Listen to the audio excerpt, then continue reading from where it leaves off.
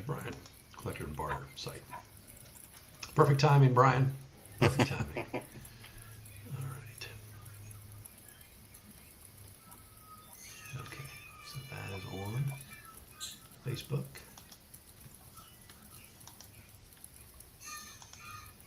Can you link the Facebook posts? Oh, never mind. I got a notification. Okay. Okay.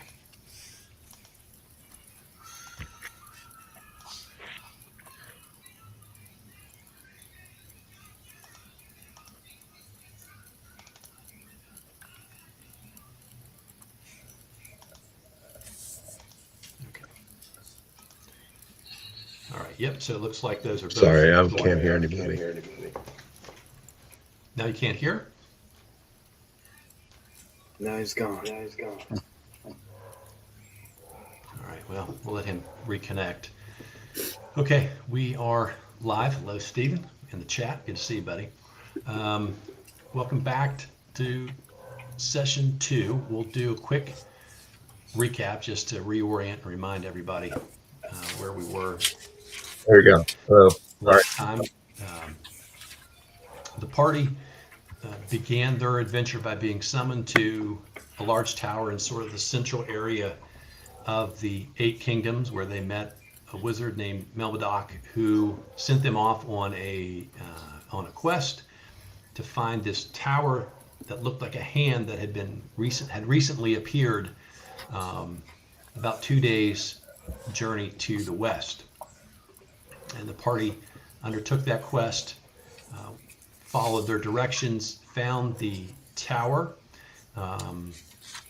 had some strange aura that they perceived as they approached the tower. They encountered a couple of sort of half men, half goat creatures.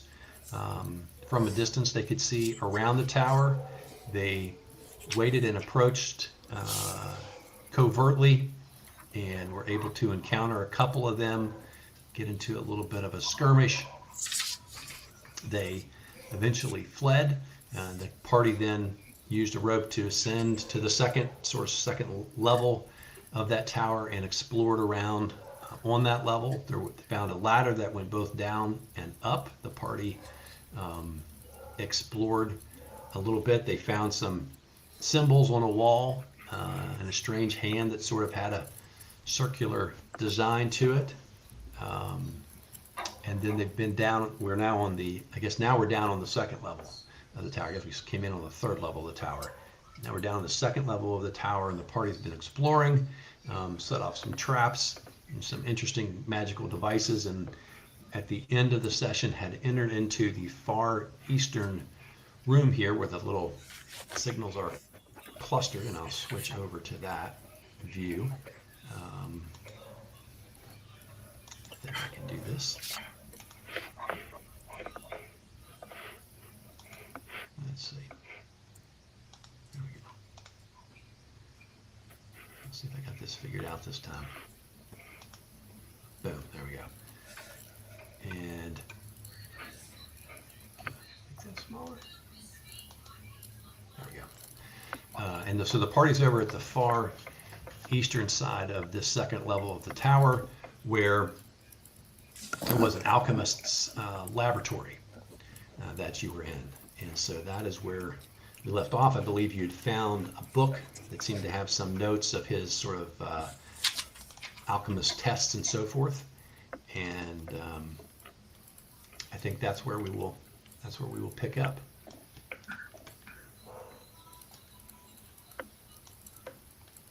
Anybody have any questions, reminders, things you want to go back over from last time? The last thing that happened, we got beat up by a bunch of books, right? Yes. The room before this one was a library, and in that library you set off a trap, and some books animated and came sort of swarming and bashing off members of the party. I think one member of the party went down, but then was dragged out and has been healed and is awake again. yeah. Kirsten was knocked out by books and bewildered by a mirror so far. So having a good time. Two of her favorite things have betrayed her.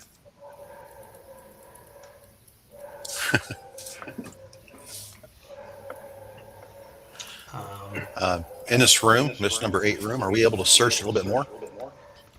You are. I do not have, I did not do this. I did not make any notes if you guys found anything besides that book so far. Oh, yeah, you did. I have everything we found, and I don't think we searched the alchemy room other than to find that one book. Yeah, I believe that's right. I believe that we described in here that you did find some vials of liquid that were on sort of the work table. So, but nobody had, I don't think, had done anything with those. And then we got the book that we were looking at, which had some funky, right, designs to it, and I think that's where we had to stop. Yes. So that is the so the other thing in this room that you find all kinds of alchemist stuff, right? So if you wanted beakers and tongs and sort of components, there's all kinds of stuff like that in here. And like this room's pretty dusty, doesn't look like anyone's been in here for quite some time.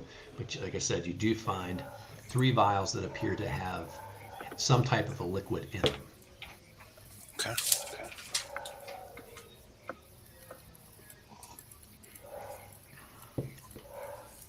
And then we still haven't looked through the scrolls from the library either. That's correct. And you had been sort of randomly searching that library. Just noticed those. Kirsten had just noticed the sort of stack of scrolls down there, and that's like something about what you were doing or where you were must have set off that animation, and then the books kind of attacked you. So I'd say it's fair to say you were perusing the library, but you definitely hadn't done a thorough search of the library yet. Right. Yeah. So this is we haven't taken a rest yet, right? I think that's what you were discussing doing at the end of the session, right? Because you have a door here that you were able to spike. And if we Do you want to finish investigating these rooms before we take a rest? I think so. Definitely. Yeah, we can spike the door between 6 and 7, and then we can investigate 7 and 8. Mm-hmm. Absolutely. Okay. Do you want to spike that door between 6 and 7 and then investigate first and then rest? At the order? Sounds good.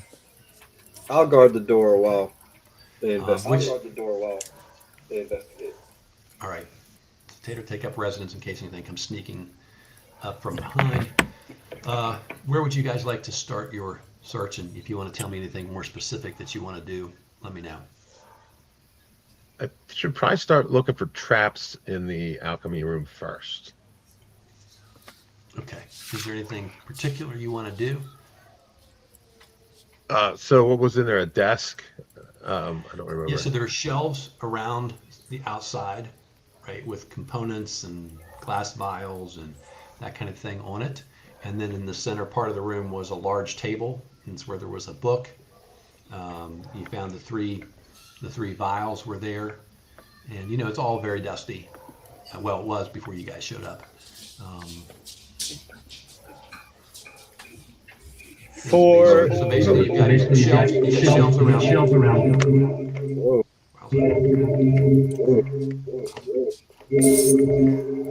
A lot of feedback now. Goodness. That's bad. Yeah. Okay. Shelves around 3 sides of room 8, and then a large table right in the middle.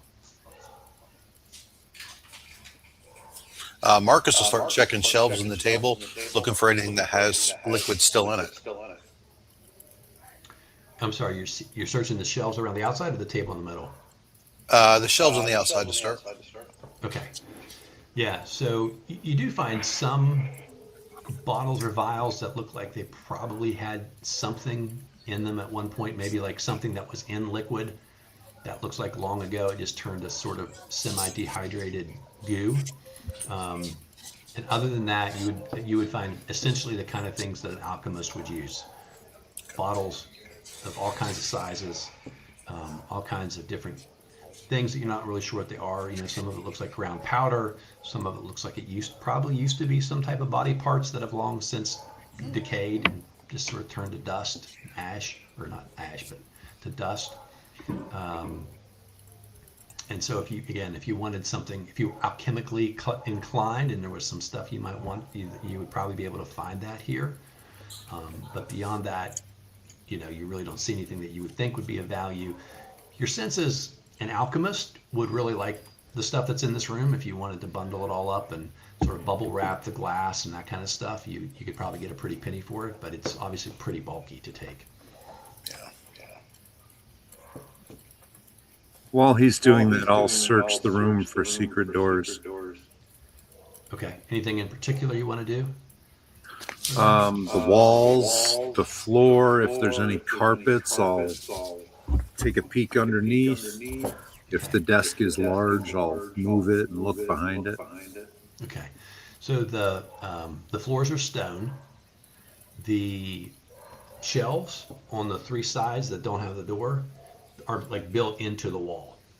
Okay, just to describe that. And they're floor to ceiling sort of shelves. You can check around on those. You don't find anything that feels loose or moves and so on and so forth. And then the table that's in the middle, it's big. It's probably about 6 foot by 4 foot rectangle. It's heavy, but you can certainly move that. You can search the stone floor under that as well. You don't see anything obvious in either of those things. You did, but if you want to give me, do we still have the roll thing to work? Can you guys make that work? Should be there. Okay. If you want to give a roll and see if there's anything in particular you find.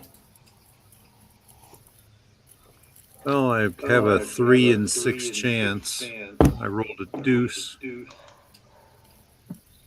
am I doing here? There we go. Okay. Yeah. And so even with your, are you half elvish? Is that correct? I'm a high elf. High elf. Okay. Oh, I got you wrong. I got you half elf. Okay.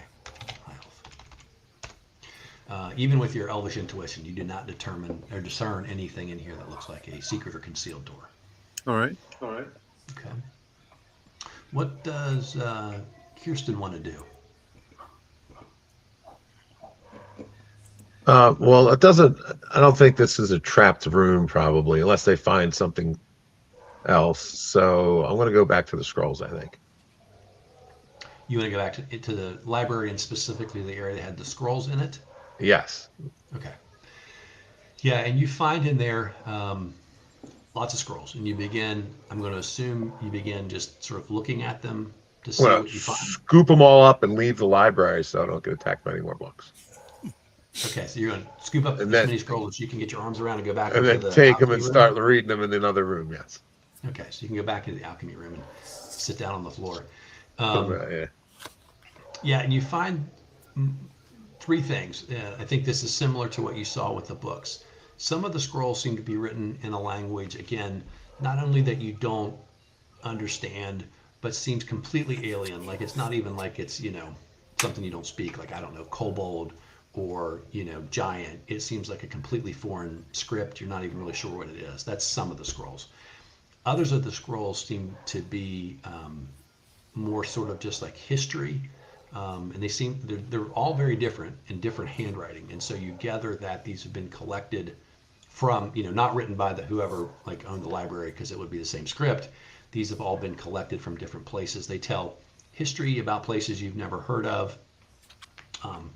And, like this history stories you don't know those histories, you don't know the locations they're talking about.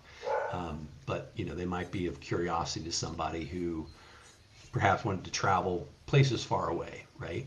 And then in that search, you come upon 3 scrolls that have a wax seal on it and a little symbol that does seem like it's some kind of a mage's symbol that you would be familiar with. Okay. And those those scrolls are sealed.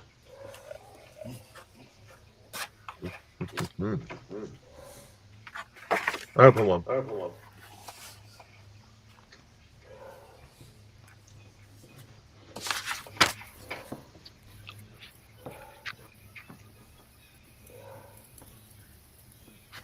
right. So Kirsten, are you done at this point? You're gonna just No, I'm going to tuck open a those away? scroll. I'm going to read one of the scrolls. Oh, you're gonna pop. I didn't catch it. Sorry. Yeah. So you're gonna pop that open. Let us look here. 1 second. Is this something? I don't think. Yeah, this is. So it's you open it, and the first thing you notice is you just sort of glance at the page. This is not a scroll that you know or a spell that you know. And so you would have to use read. Let's see here. You could literally read it and see what happens, which would cast it, right? If that's something you'd like to do. Or you could cast read magic and learn what it is. I did not bring read magic today. You are going to rest, though, right? Yeah. So I'll just put all three of them in the bag. Okay. And I'll start putting the other scrolls in Karzalek's backpack. So are you wanting to take the 3 that were sealed, or you want to take all of them? I want to put the 3 that were sealed in my bag, and then I'm just going to start putting some more in Karzalek's backpack until he stops me. He's fine. I carry. All right. Yeah, you can get a pretty decent amount. I mean, they're not heavy; they're just a little. Easier bit going to carry the bulkier. books. Yeah. All right. So in the library, though, are still a bunch of books. Some that you bashed to pieces because they animated, and probably a good 50, 100 books that are still on the shelves. Marcus will ask Kirsten if there's any religious texts that he's come across. What have we found? We found books on planar and time travel, quantum sciences, and things like that. I don't remember if we found any religious stuff. Yeah, I think that's right. You weren't particularly looking for that, Kirsten. I think you had. I was looking for anything arcane, yeah. Yeah. Looking for what the wizard sent us for. Ah, okay. That's what you're going to do? Indeed. Gareth. And how would you just tell me what your strategy is there? The direct approach. I will systematically choose one end of the room or the bookshelf and go row by row. Yeah. Okay. And we do know what the covers are supposed to look like. You do, and I would think you will remember that. I think he gave you a drawing, in fact, right? Yeah. Okay. One's an arrow pointing down, and there's Tareth, please roll a d10. Tareth, please roll a d10. All right.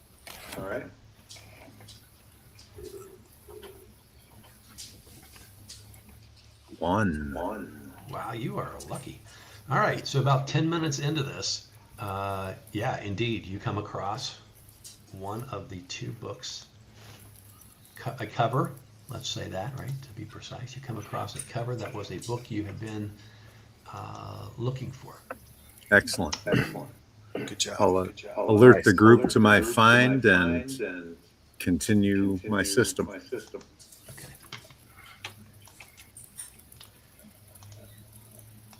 Yep.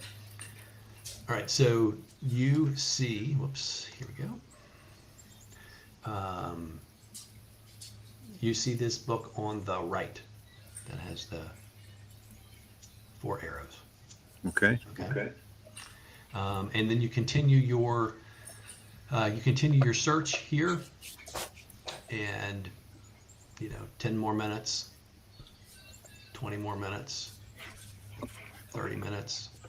You're making your way around. You're doing this all by yourself, and so after about 50 minutes, you get done looking through just very quickly, because you're just looking at the cover, Correct. and you can kind of just make your piles as you go, and you sort through. Takes you about, like I said, almost an hour. You work your way through the books. You don't see the one on the left.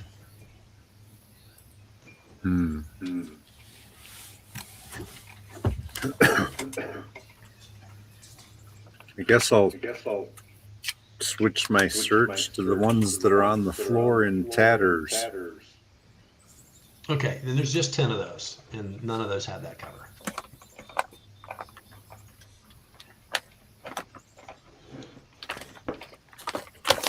So you feel like you did a good job. You must be needing to look elsewhere for that. Well, I spent an hour. What'd the other guys do? Now, did you say that there were 3 vials on the table in the alchemy room? I did.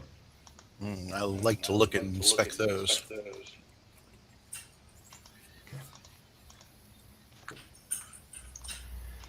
Yeah, so inside you find liquid. 2 of them are glass and clear, and you can see the liquid. The third one it's also glass, but it's kind of like cruddy, if that makes sense. And so it looks like there's a film or something on the glass itself, so you can't really, normally like you hold up to light, you can see through it and whatever, right? But the third one you can't. So the first 2, one of those is a bright pink in color, and the other one is like a dull yellow.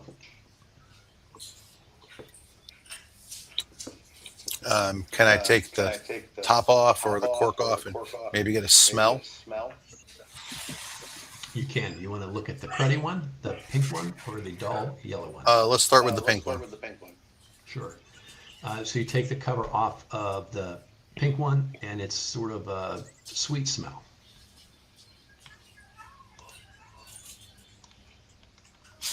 Do you allow the finger tip taste? What's that? You're going to stick your finger in it, and then you're going to take a taste. Is that what you said? Yeah. Just asking a question. Okay. Yeah, and it tastes sweet as well. Okay. A little bit, maybe sort of like liquid cotton candy.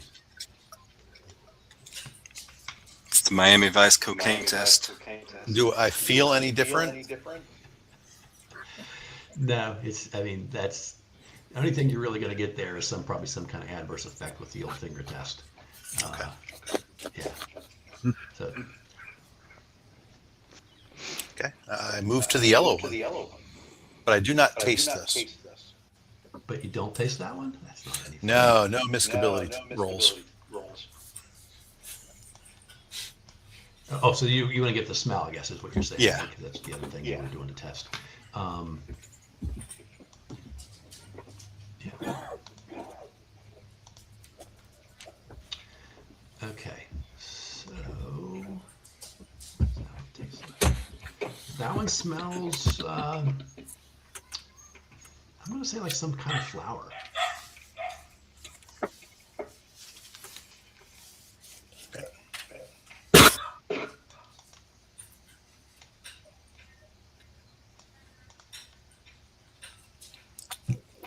And let's sniff the philo one. The one that's The cruddy one? yeah. The cruddy glass. The potion's not cruddy. Yeah, but when you pop the cork on that one, you notice the cork is cracked, and it looks like whatever was in here has dehydrated.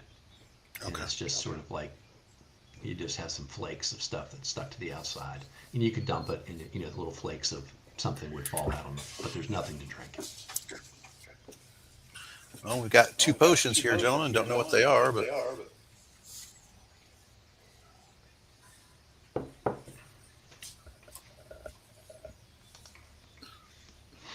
While the party has been searching, Karzelik would have been scouring the floors in 7 and 8 to make sure there was no trapdoors concealed underneath stacks or piles or carpets or anything, as well as checking all of the walls similarly.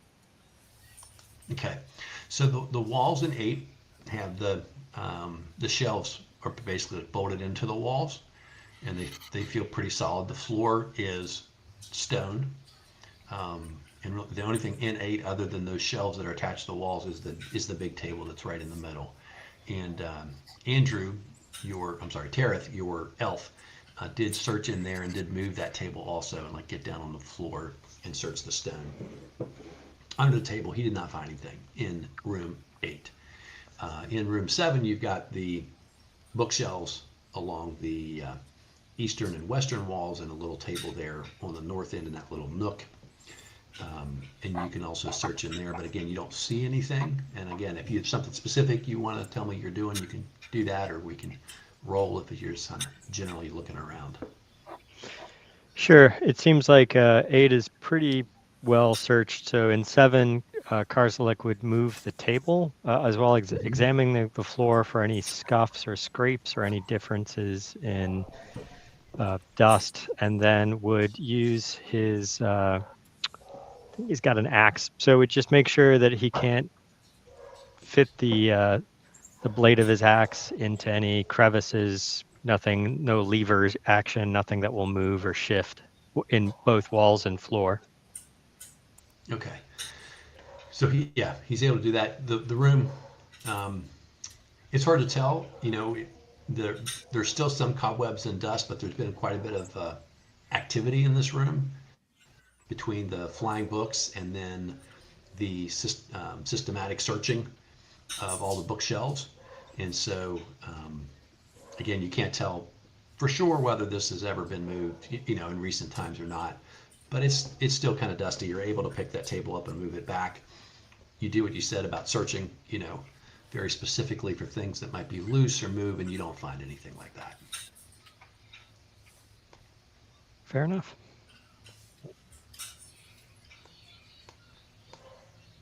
Do you want to attempt to take a rest and maybe recover some spells?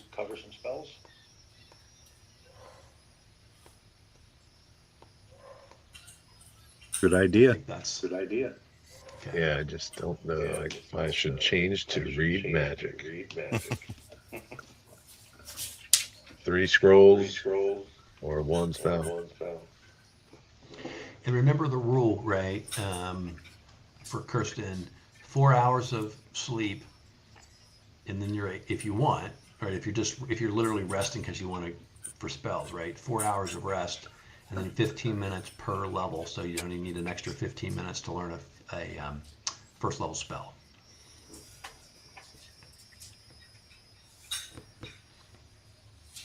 It's Yeah, probably there's not no- worth giving up a utility spell for a read magic while we're in the thick of it.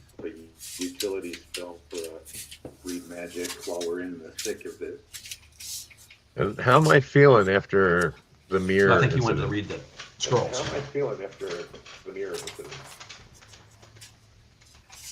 Ask me that again. The mirror, I was a little dazed still. Yeah, so your head at this point, I think it's probably been now at least probably 2 hours, right? So your head is feeling a little better, and you feel like a rest. Or you're saying, are you asking me after you rest? Before I rest. Yeah, so you're still feeling a little foggy headed from that. Sort of like a hangover that's fading. Mm-hmm. Yeah.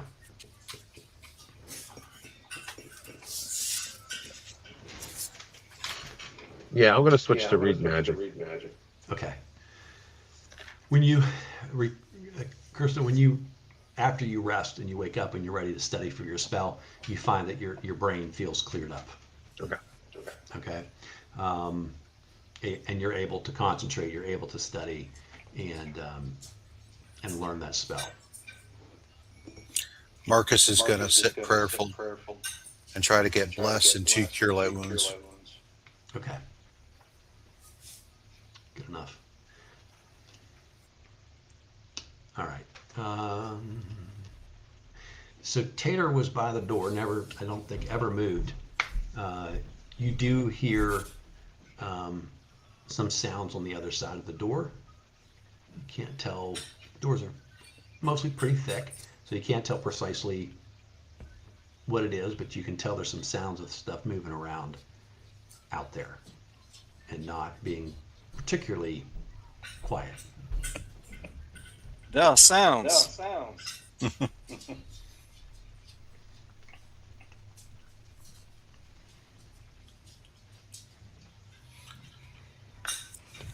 I feel like our enemies may know we are here, and I am ready to do battle when you are, my friend.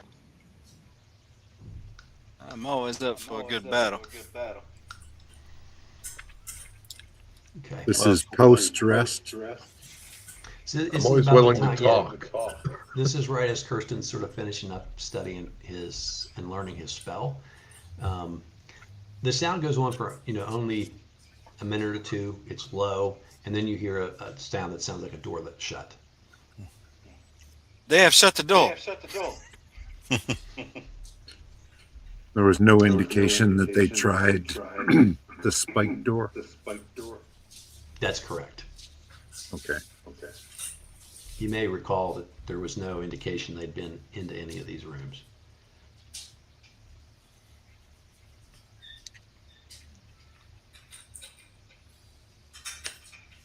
I wonder if any of them looked into the mirror when they came up the ladder. Well, Or fill in that sand pit. if we're rested and there is nothing further to look for or search here, I would suggest we make haste. Time is limited before a great festival. Yep. Kirsten, are you casting your read magic on the scrolls? Yes. Okay.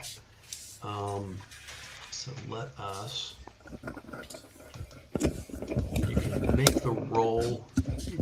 Are you wanting to read it just to know what it is, or are you wanting to try and learn it? Make your intelligence chance to. I want to see what they are first, and then if I want to write one in my book, I'll do that later. Okay. So you're able to cast that and look at the scroll, and you can tell that the first one you looked at, it's a protection from evil.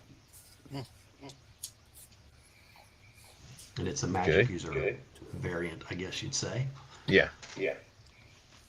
Right. You gonna look at the others? Yes. All right, they're the same. All three? Mm-hmm. All right. Could be good.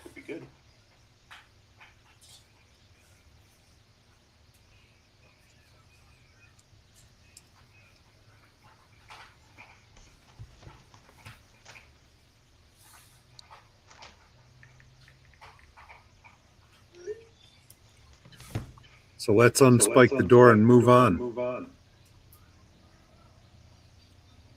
Okay.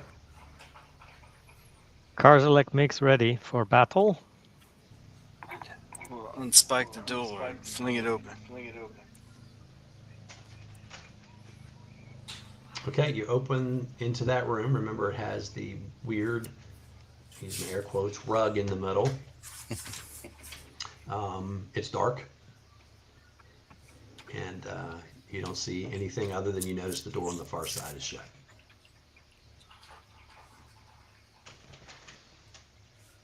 Who has torch? I have a lantern and a lamp. Is good. I step in. You bring light forward. We'll bring it from Karzalek the will be rear. very careful of carpet. Okay, you look. It doesn't appear that anything in the room was changed from where you left it. Karzalek will make way to opposite side and test door, see if spiked shut from opposite side. It does seem stuck. Tater, come throw shoulder at this. Happy to. I will throw a shoulder at the door. Okay, and what is your strength? Look here. 17. All right, so this door is stuck. We're going to have to roll for that one.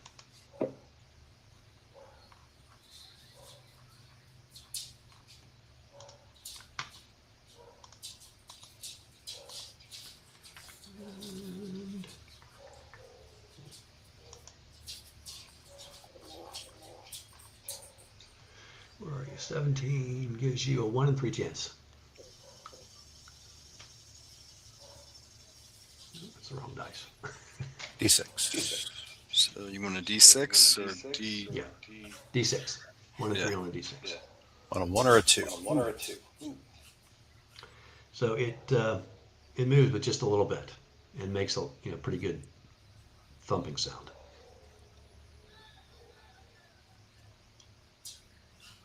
Keep thumping. Use head. Is the door wide enough so that we could add another body into the shove? You can try that for sure. Tater can just keep wailing on it. Whichever you want to do. It's just making noise. We'll well away.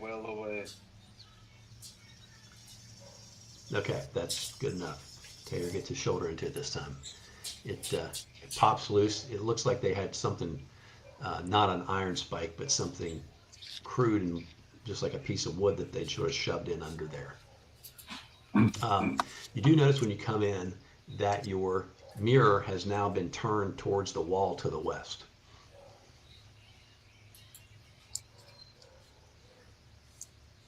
And it's leaning up against that wall, but with the glass reflecting side towards the wall.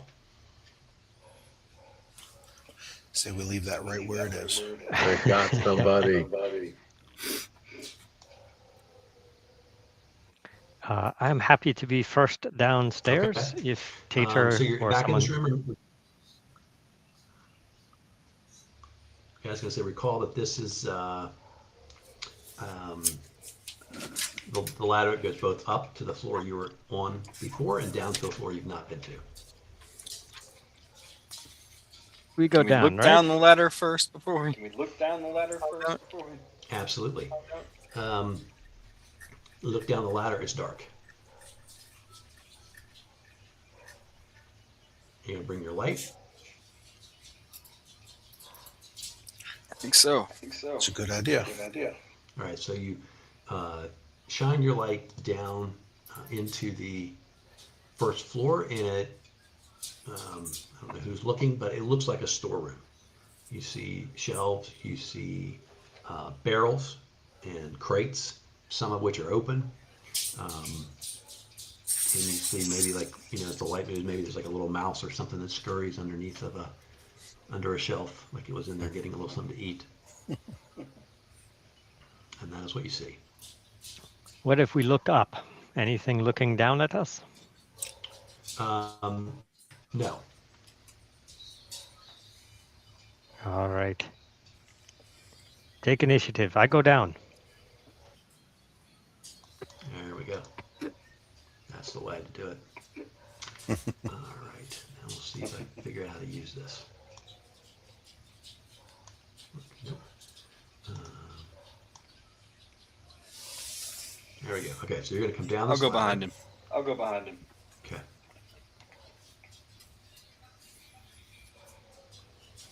And you come into a room, I'll show you in a second, that sort of widens out on one side.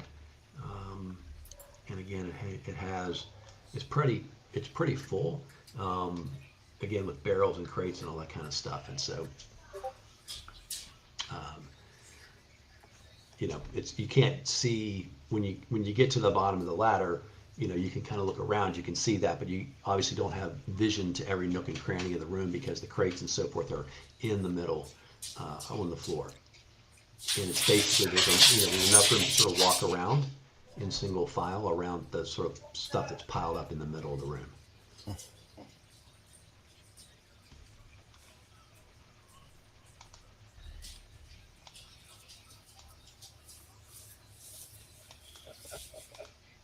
I will get into a defensive position by the door while the rest of the party comes down if they choose. Okay. While the others are shuffling down, I'm right behind him. I'm going to climb up the ladder and take a peek and make sure nobody's up there. Okay. Yeah, you go back up. It's, the room, it looks like you remember it. There's nobody cracks you in the skull. You have your infravision up there in the darkness. You don't see signs of any heat.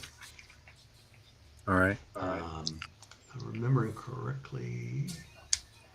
Yeah, and that's when you come up into that room, right? Then there's the door that goes outside, and so you can feel a little bit of a breeze from that direction. But no signs of activity.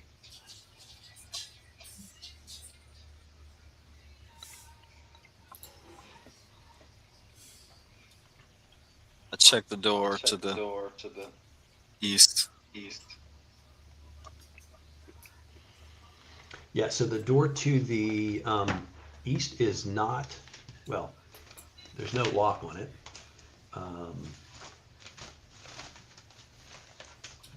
And it would open out into that room.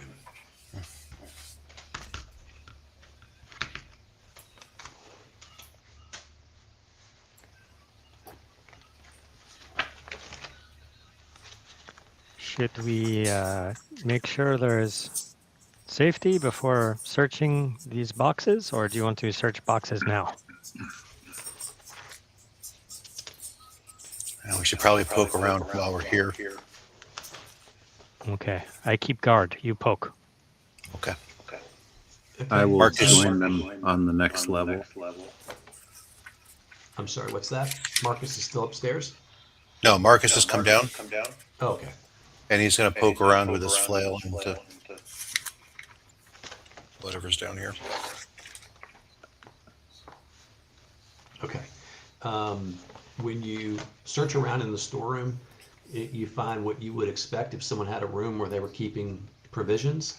And the thing I think you notice, unlike other parts of this tower, there's clearly been a lot of, there's clearly been activity in here. Crates are opened and barrels are open. Some of those had ale in them. Some of them had dried goods like, rice in them. Others seem to have had dried meats. It looks like stuff has been sort of rummaged around through, and there's not nearly as much in terms of cobwebs and so forth, and or dust, like a layer of dust covering the floor. That's all been disturbed in this room. So it looks like someone's been in here relatively recently and gotten out, or at least gone through several of the crates and barrels.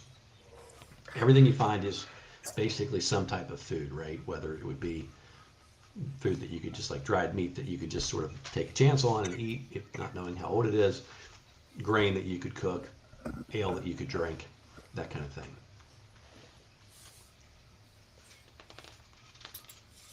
I will join the party in room number 2. I don't see a way to bring my icon there. Oh, let me do that. If you go to the bottom, you should have a little toolbar. It says characters. It's a sword. If you click that, your icon should pop up. It's not there. Hold on, we'll find you. What is your icon? You're the little arrows, are you not? There we go. Make sure you're logged into Owlbear. I thought I was. Yeah, I see you there.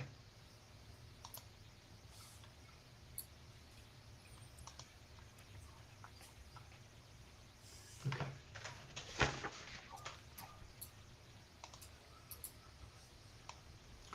All right, so the party's downstairs.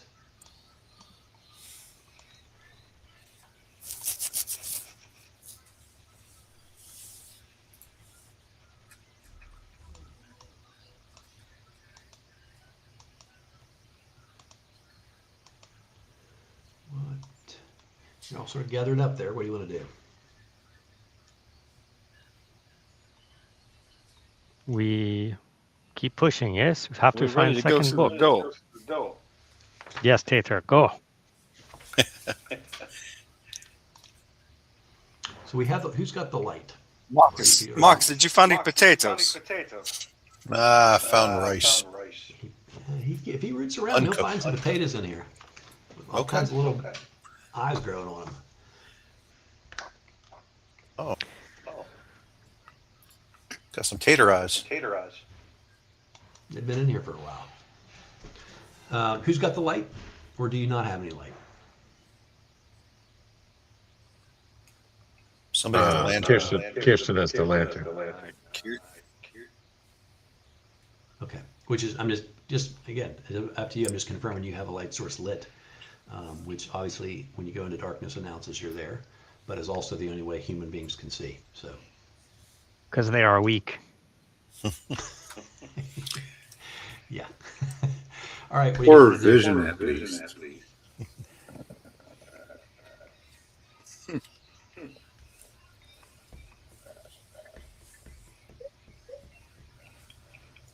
Yes, Taylor, knock loudly with shoulder. I get axe ready. All right. There's Tater. Is it locked or is it something else? You didn't see a lock, and you looking at it looked like it was going to open away from you.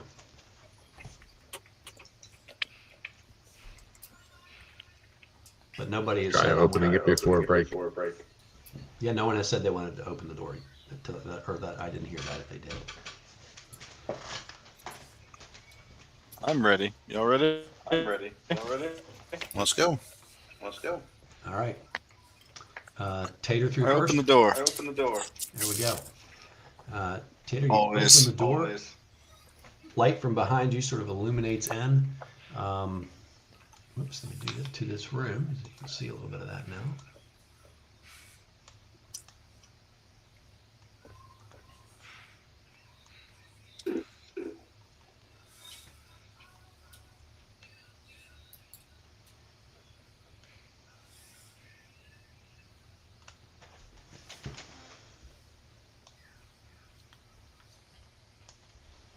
Okay. Yeah, so you can see into the room, and you can tell obviously that room keeps going. Looks like it opens out to the right and the left. Your lantern's, way back here in the back. That's a good boy. All right, give me a D20, please, Tater.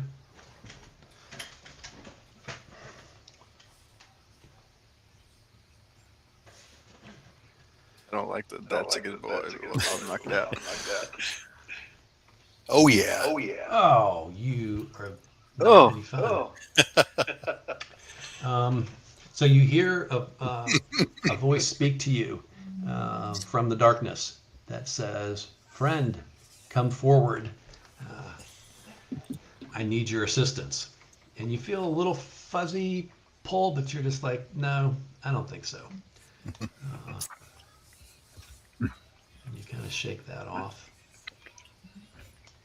All right. Something odd.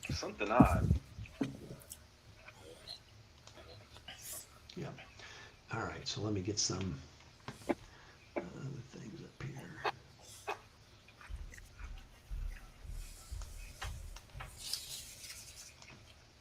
here. Is big dog. Oh. He's a little too large. It's not the Big right dog. size. Hold on.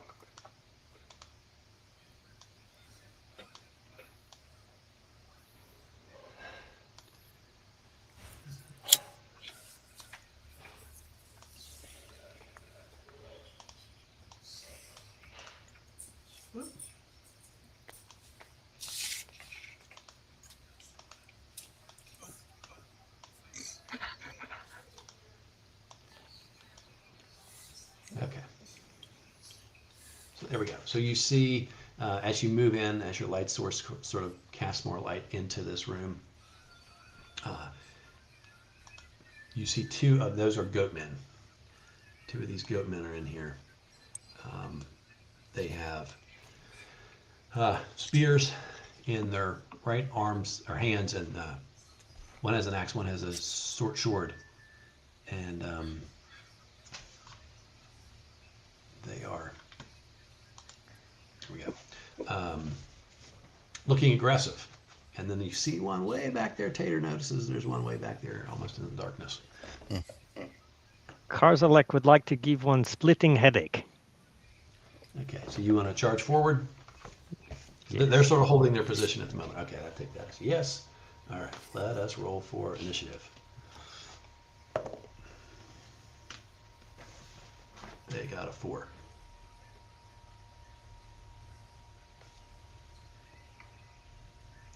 That's 1.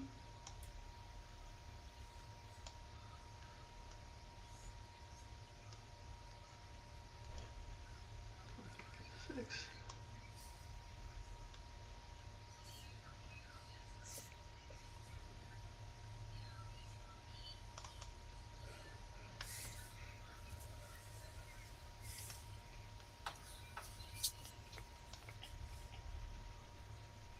I didn't see mine show up on the screen, but I got a 6. Okay. Did we get everybody to roll? I think we got a 1. Kirsten had a 1. Okay. Marcus got a 4. All right, so we're on 1. Okay. So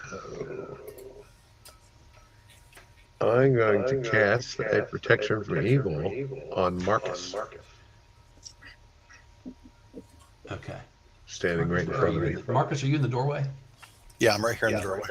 All right. All right, so you open up a scroll and you read it? Yep. Okay, and as you do, the arcane ruins disappear. Got 2 of them left. And Marcus, you feel an aura protection wrap around you. And I will just duck. I'm going to put I guess the lantern down and then duck over to the side. Okay.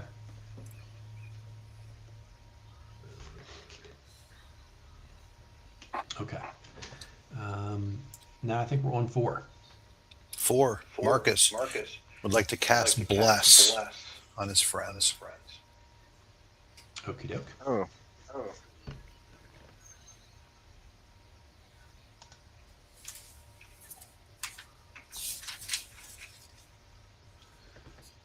Is there an area for that one?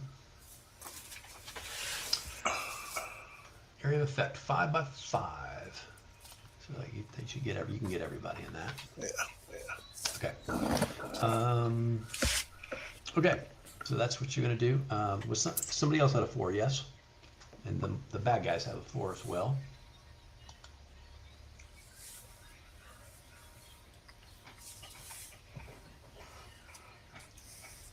I had a 1 in my whole thing for some reason. Oof. Not very nice. You said Karzalak had a 1? 6. I had a 6. Oh, 6. Who said they had a 1? Tater? Tater. Oh, Tater, did you not go? Is that Tater you had just rolled a Tater had a 19? 1. Did you roll the 19? Somebody just rolled a 19. 19. I did. That was me. Can you hear me? Yeah, I saw you rolled a 3. Do you get a bonus on that? For damage? 6 damage. Ooh, that's not very nice. That's not very nice. Total at of all. 6. Not. Ah.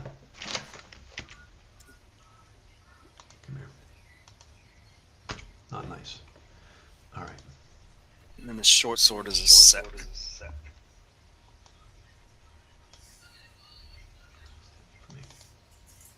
Armor class 13.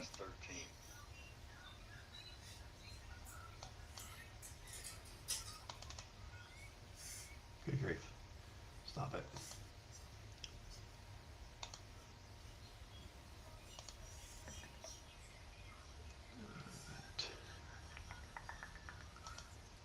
Where are we here?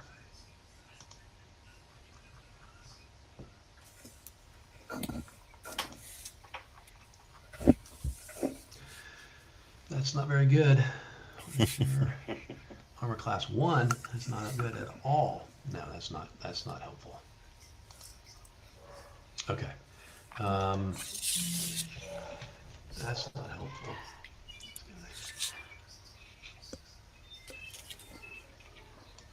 Backs up. Okay.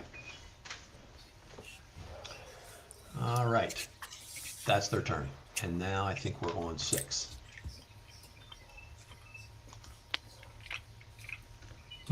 Probably not a hit. I don't think so.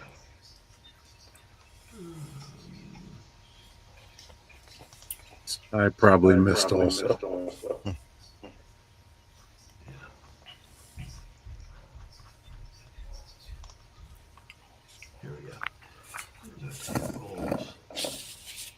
Try harder, Tereth. Be more like Tater.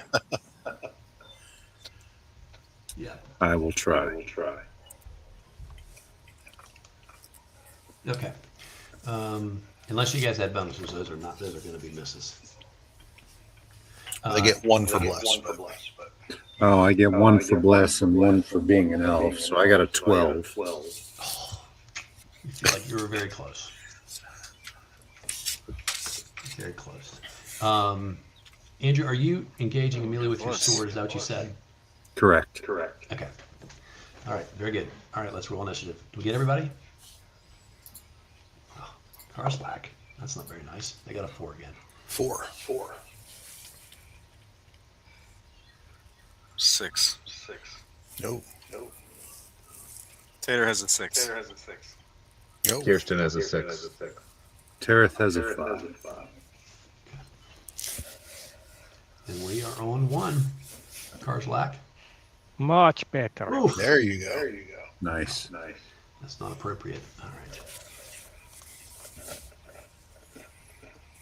No bonuses for strength. I have very good calf muscles, though. Just not much in upper body. All right. All right. So he strikes him down. And then is anybody else on a 1? I think we're next is on a 4, but anybody have a 2 or 3? Okay, so we're on 4. So Marcus is on 4. He will just move into the room. Okay.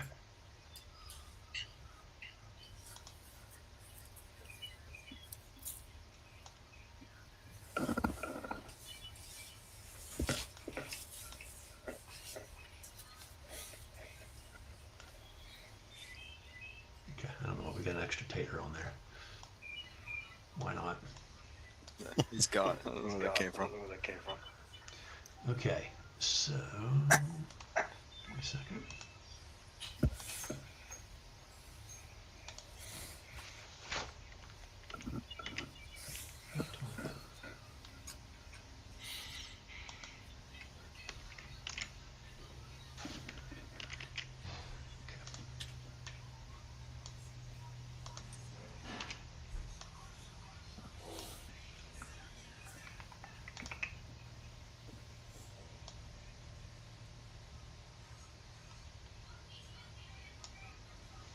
Okay, so now there are 3 goatmen back here at the back edge of the room.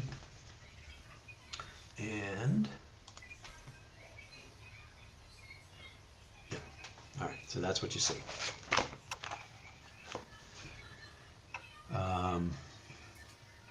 Now, did anybody else want 4? 5? I don't think, and we had 6. I'm on 5. Tater's on 6. Okay. All right, we're on 5 then. I will move up and attack with the longsword. Okay. An 11. Misses.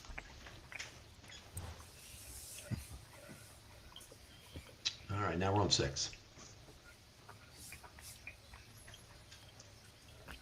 I will move up and attack twice with my 3 every 2.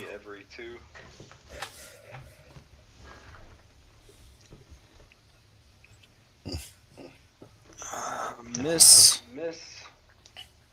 And Bummer. probably a miss. Yep. Yep. Okay. I am going to come in Okay. and oh, he's clearing away for me. I want to try and throw a dagger at the one in the middle. Okay.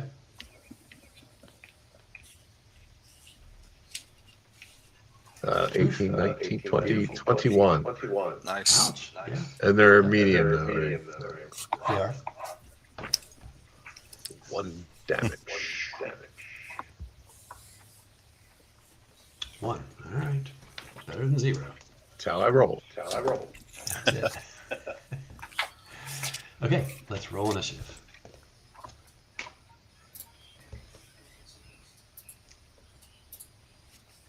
That's a 2. I got a 2. Taters on 1.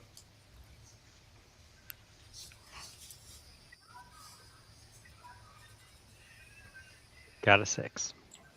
2 for Kirsten.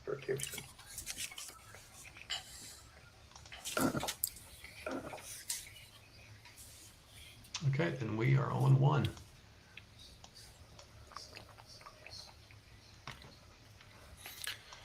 Long sword, short sword. Miss.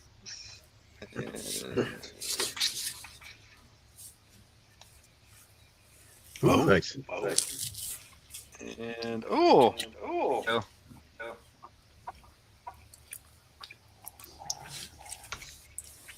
all right, and as your Nice. short sword goes into that goat man, it just sort of shimmers and disappears. Oh, Psych. oh.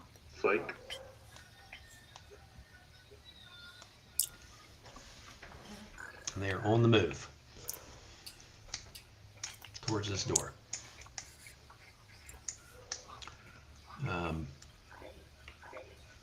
Anybody going to do anything? Well, them. a 2. They're on 1. Marcus goes on 2 as well. Mm-hmm. I'm Can I throw while they're running? I don't know what their initiative was. They were on 1 as well, Oh, okay. but they're running. So I mean, that's all they're doing is running. They're heading for the door. Oh. Marcus is on 2, would like to go ahead and charge that first one that's running away and use my flail. Okay.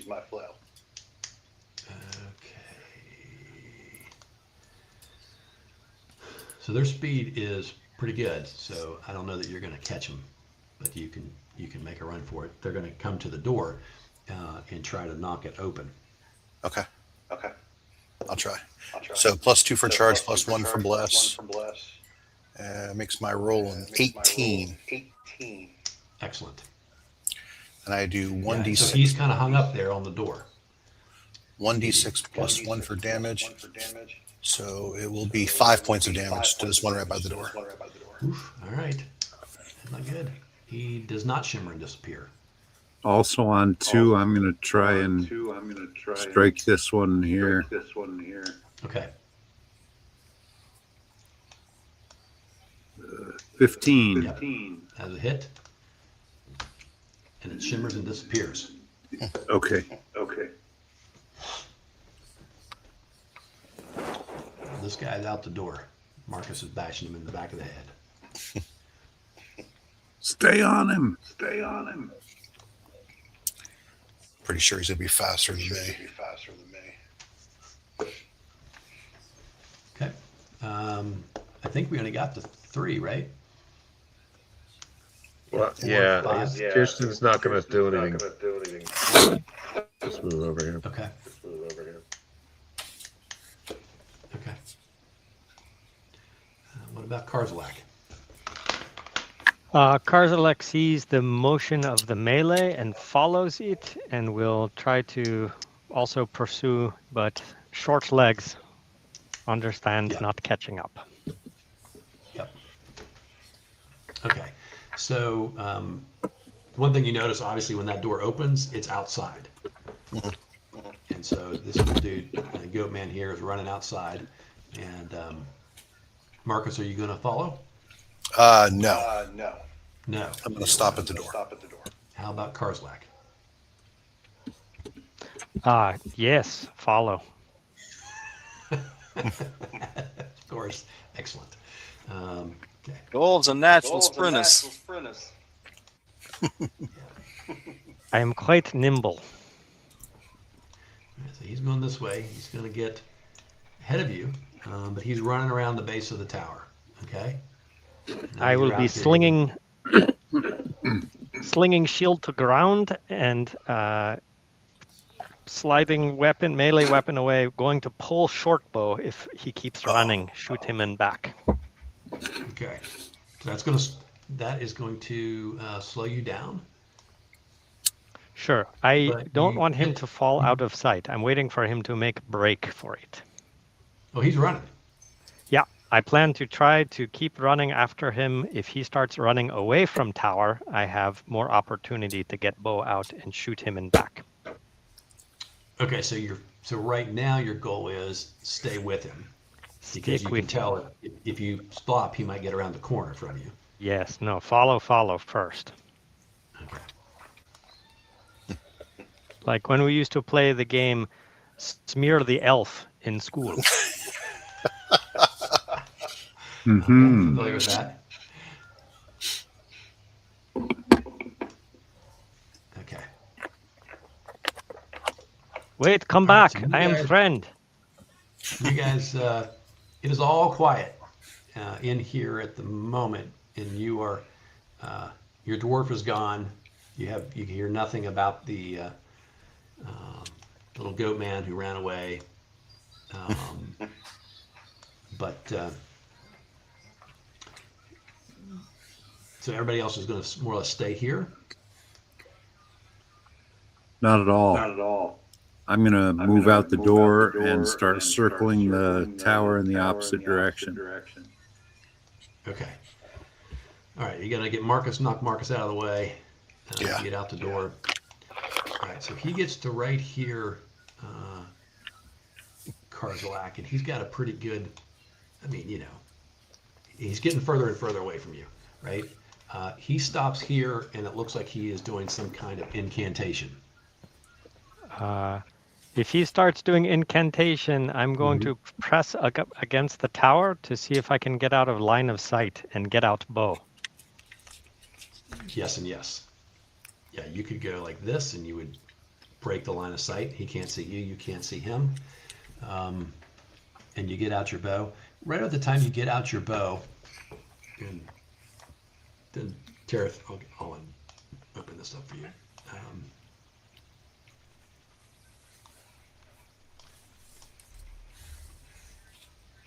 You're outside the tower. There is a bright flash of purple, and that's that crack that makes it sound like lightning or thunder, and everybody, including the people inside the tower, hear that boom. And I take it you're ducking in, getting your bow out, and then you're coming back around, or are you staying hidden? No, as soon as I have arrow knocked, I'm going to pop out to try to Yeah. shoot. Yeah. And so, whoops. Hold on. Yeah, so you can do that, and you see. I have anything good here? Hold on a second.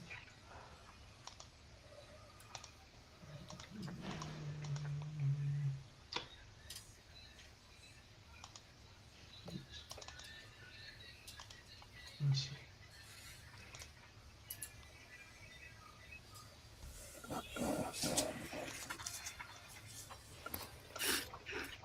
Nope. What's this? Oh, way too big. Oh,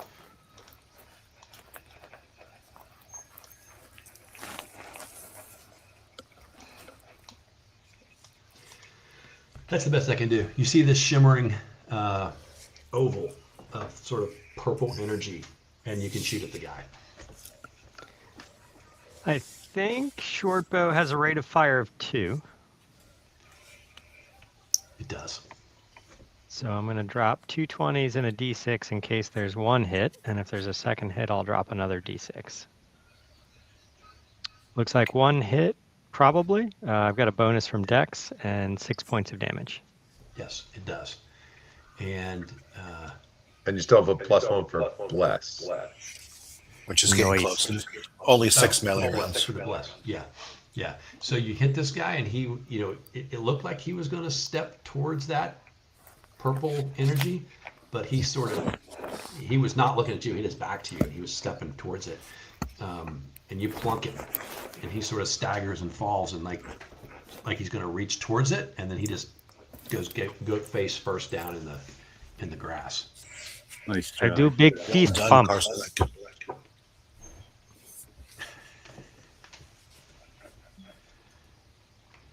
Okay, he's gone. I go search body before joining group. Okay.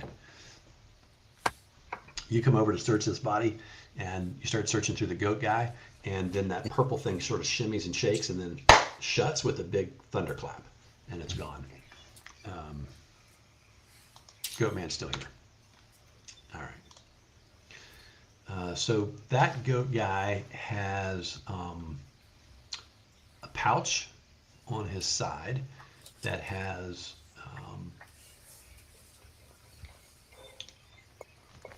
some stuff in it you think the magic user might be interested in. It looks like some dust, some wings off some kind of creature, different kind of stuff like that might be components for a spell. Has a dagger tucked into its waistband where it has a belt and some goat pants. Goat pants. And, He's name of my punk band. and then has a backpack. Ah, yes, looking backpack. Yeah, and in the backpack there's a small tome that is leather bound. It has like the piece of leather that wraps around it to keep it shut.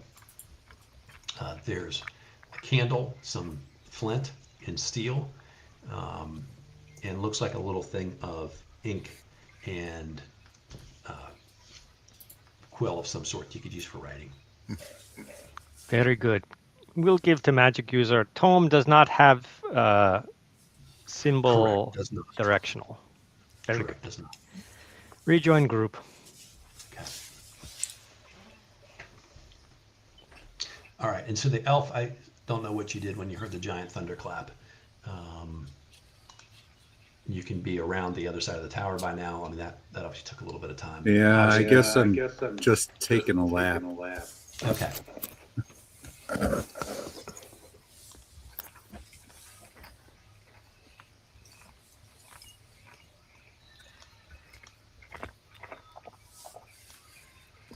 Okay. So while they're outside, Tater and Kirsten, and let's see, and Marcus, who are still inside, you hear large banging sound coming from the door that's here on the east. Yeah. My dwarf back over here, he's taking care of business. I'm gonna hide. I was planning on doing that anyway. Okay. So I just That's a choice. Oh, never mind, guy.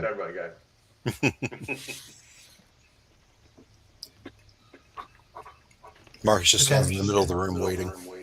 All right. Banging is Tater, what are you gonna do? coming It from just- the door. It sounds like from the other side of the door, it sounds like a clanging or banging, like metal banging off of stuff. And it's happening sort of, occasionally. Is the door locked? The door is shut. It does not have a lock.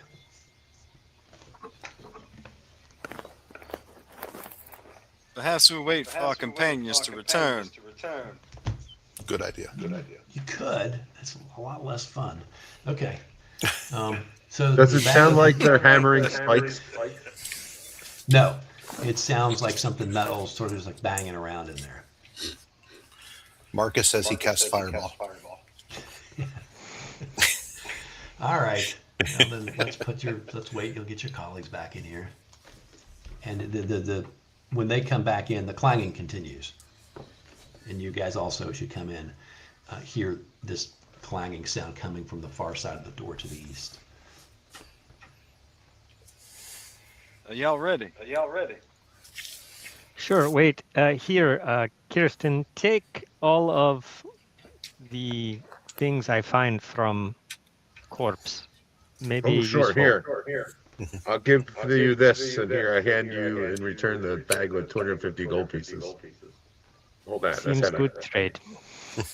So Kirsten, you've got some ink, a quill, candles, flint and steel, and a leather tome that has like a strap of leather that wraps around and keeps it closed. Those I are don't some know. nice Carl's gold like, did you pants. take the little dagger or the little pouch with the stuff in it too? Take So then you all. also have a dagger and a pouch that has some type, you can tell they're spell components. You're not sure what spells are for. Right.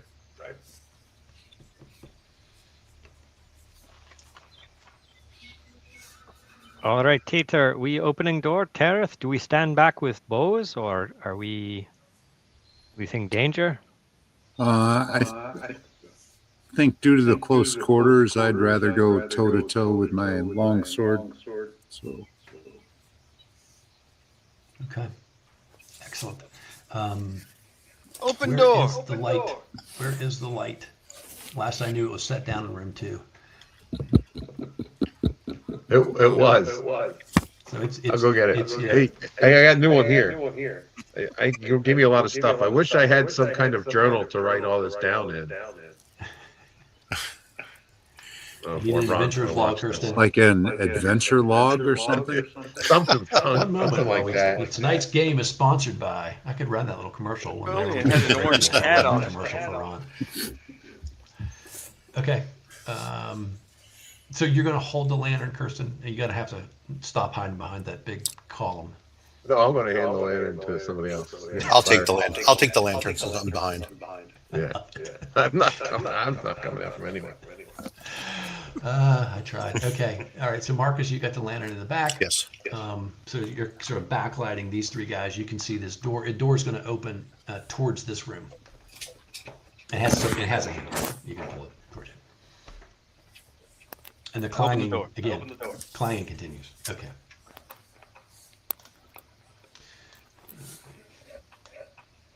All right. So you open the door. You're lit from behind. You can't see super well in there, but what you notice right away is on the right ahead of you is a large table about 8 feet long, waist high.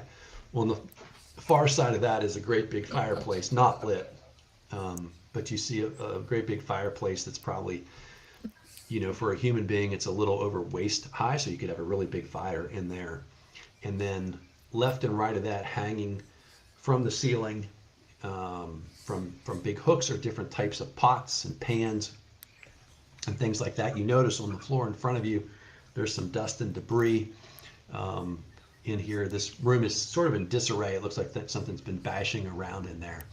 And then you notice as the light filters past the 3 of you that are kind of crammed up along the door, there's something on the far side of that table that's here in the middle.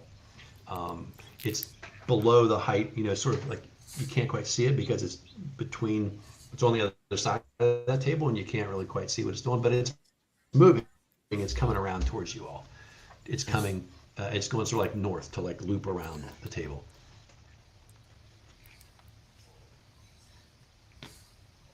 Okay, and so it loops around the table, and you see coming around as it crests the table and now comes south on this side towards the door, you see this crazy looking little, I don't know, like a big old armadillo with a couple little big antenna flying off of its head, and it's just sort of waddling straight towards Tereth and Tater.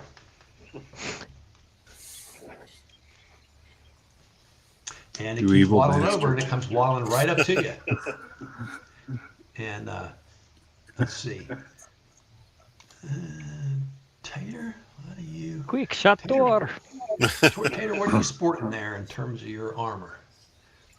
Studded leather. And then Tereth, what are you wearing Chainmail. for armor? Chainmail.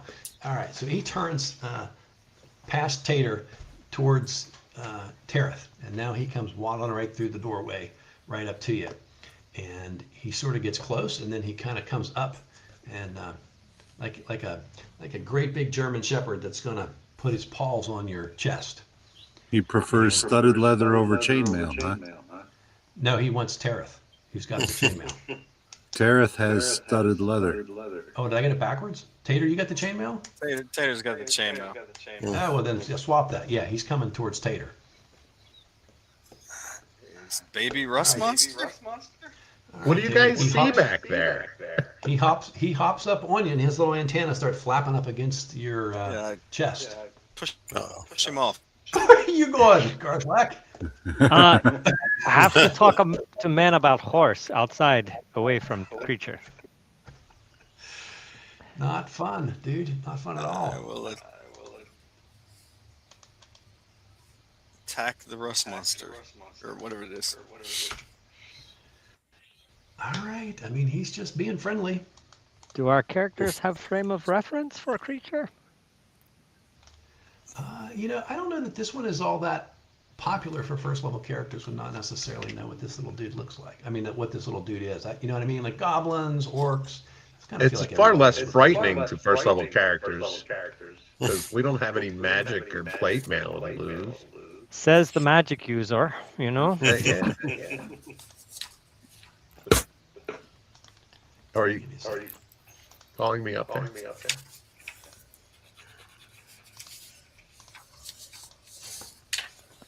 So here's your friend, and he is flopping around on your chainmail, slapping it with his little antenna. He thinks this is awesome, He's adorable. and your Yeah, knock chainmail him just away. starts to peel. Knock him away. Yeah, it just starts peeling I knew apart. it. All right, now Karzalek is he's going just- to move elsewhere. He's so So cute. he starts munching as pieces of your armor fall to the floor. He starts munching on them. Yeah, I'm attacking. Rude.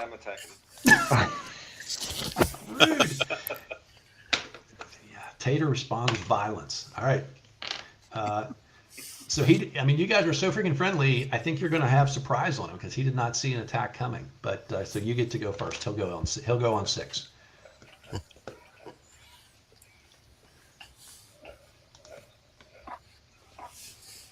All right, Tater, do you want to go? You're closest. Get there. 12? No, he's got a hard shell. 11. Oh, How I missed it's so him twice. size of like a German Shepherd? Yeah. Okay. Karzalek's gonna run over to here to see if there's a crate or something that we might be able to drop on top of him. I mean, I'm there carrying are- an extra spear if you want it. There are the biggest thing in there would be barrels that are full of liquid that you could dump. But again, they're like this. I mean, he's a little, he's pretty, thick.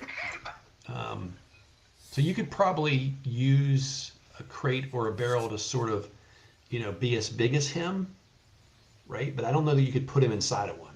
Okay, that's I was just checking to see if there's one that we could fit him in. Well, if he were dead, yes, I think, right? So physically you could shove him in there, but I don't think he'd stay in one. And it's not like a box on top of a spider where you could sort of hold him inside. Got it. What if we just try and leave it outside and then come back in, close the door? It's a good I mean, idea. he's enjoying that armor at the moment. All right, so you swung, I think, Tater missed. Tereth, what are you doing? Swinging. I don't know any better. Beautiful. 17. Yeah, that's a hit. It's medium sized. Correct.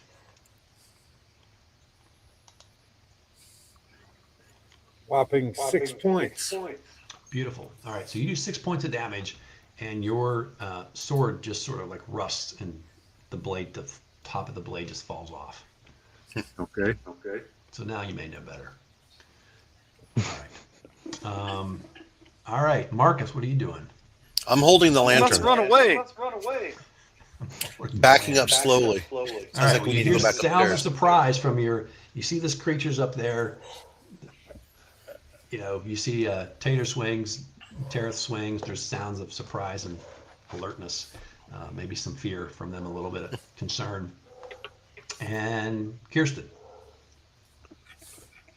Well, I guess it's not going to be wanting to follow us now. So I'm going to come out. And can I attack? Can I rush up there and attack? Sure. Like a backstab or no? No. Yeah, I think so. You wouldn't have a back for you. Fine.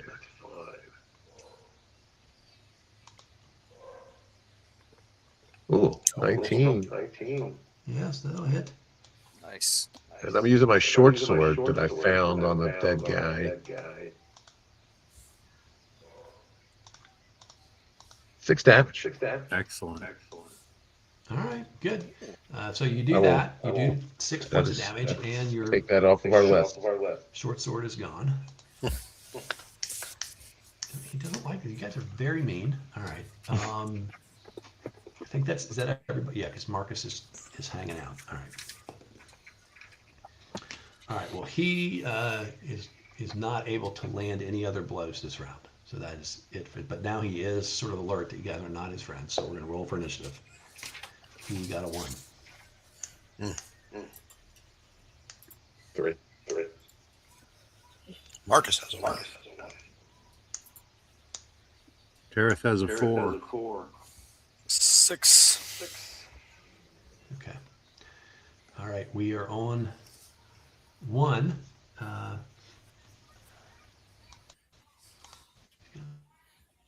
Three people to choose from here. All right, he is going to push in here. He likes the look of Kirsten for some reason. And yeah. He gets over to you, and he just sort of flailing around. He doesn't make contact with anything. That is it. So who else was 1-1? Marcus is. Marcus will just move over a little bit to make sure the lantern will shine on everybody real well still. Okie doke. Anybody else on 1, 2, 3? I'm on 3. 3. Okay. I will pull a dagger out, not the one that we got off the magic user. 12. The bless is probably gone, right? Yeah, bless is gone.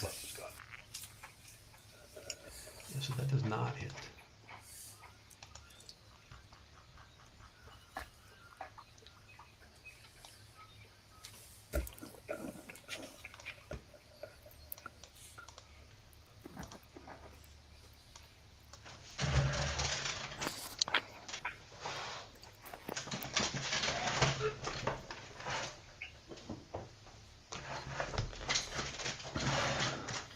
Okay, we're on 5, I think. 4. I'm going to back up and pull out my bow. Okay. You can step back and shoot him from close range. Can I shoot this round also? Yeah, because I would assume you didn't hang on to your broken sword. Well, that is correct. Nostalgia. First shot failed. Second shot probably hit him. Okay. 17 That's a hit. Yeah. 17 for 5 You hit, points. for 5 points. You're so mean. All right. He kind of looks very unhappy about this. Are we on? I think we're on 5. Now we're on 6. All right. Karzalek He's is on going to 6. try to He's gonna move plunk him. back. Tater? Put his swords up. Tater, you could have killed him.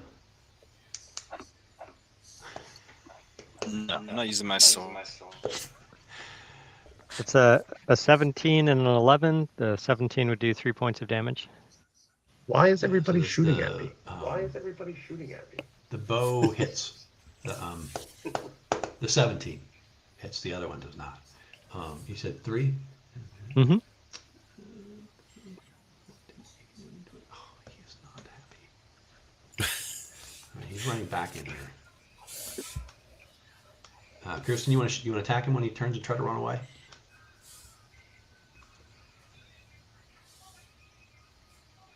Oh, yeah. You do. Okay. Oh, yeah. That is really mean. Okay, he died Oh. because he only had 1 hit point left. You only had 1 hit point left.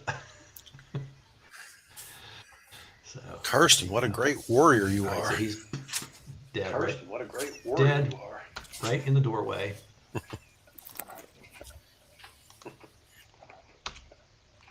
guy. What a foul creature. Really. What a foul creature. Indeed. That was horrid. Indeed. That was horrid. So what's my armor situation, Ryan? It has fallen off. It's just sort of like tattered. Just like the front part falls off, and so you are now no chainmail. Did you lose a weapon too? Tater didn't. No, I didn't hit him. I lost my longsword. Tareth lost his sword. Do you want a hand axe? There's an extra hand axe. The Or goatmen spear. had hand axes, short swords, and spears. There's a Yeah. couple of each somewhere around the dungeon or tower. Yeah, I'll carry a hand axe.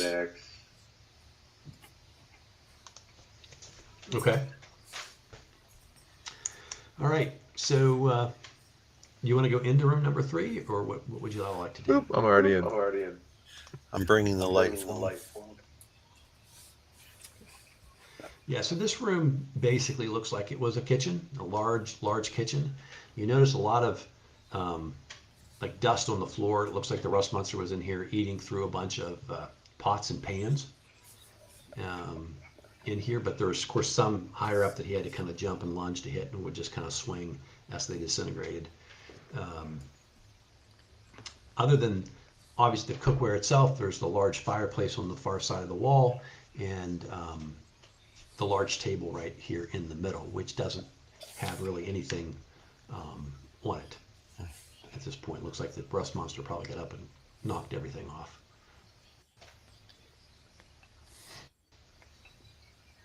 Karsalek is going to go to door to outside and secure it so that nothing can get in while we're poking around.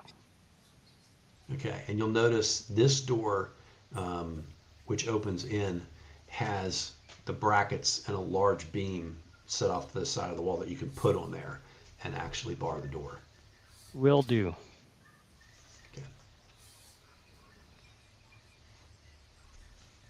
Okay. Put that map back up there. What would you guys like to do now? I think we missed something somewhere. Well, if you remember, you had the riddle on the 3rd floor. Yes. Troubling riddle. Riddle, puzzle, yeah. Maybe we need to see picture again. But while you search in kitchen, Karsalek will... Did we search thoroughly in the dry goods room? Which room? The boxes of foodstuffs and such? You looked around to see what was there. Just poked around a And- little bit? Okay. And determined basically it was food stuff. Karsalek will... And there was nothing... Area 1 was pretty bare. Nothing on the floors of any note? No, actually, there's so where Tater is standing up there, there is a large sort of table, like where people would have sat to eat. And there's food there and ale. Like, looks like the goatmen were probably sitting here eating before you came down the ladder and disturbed them.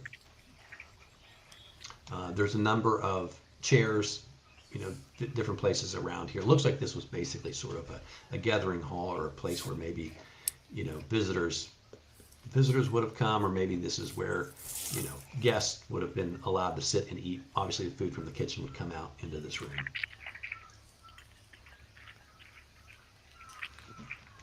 Well, Karsalek does not mind systematically checking everything on this floor if smart people want to look at complicated puzzle. Yeah, I think we need to solve that puzzle. Yeah, so that's back up on the 3rd floor.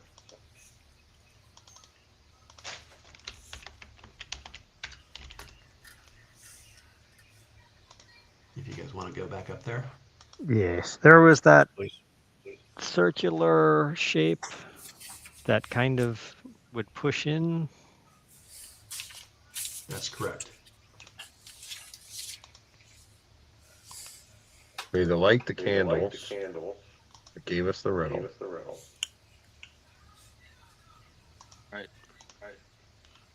I think I must have eaten my notes from last time. Did somebody write down the riddle? I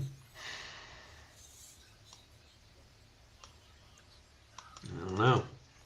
Something about fire walk and cheating death. Or changing destiny. Yeah, I don't have it. How did you make the riddle appear? We lit the With the candles. candles. Oh, that's right.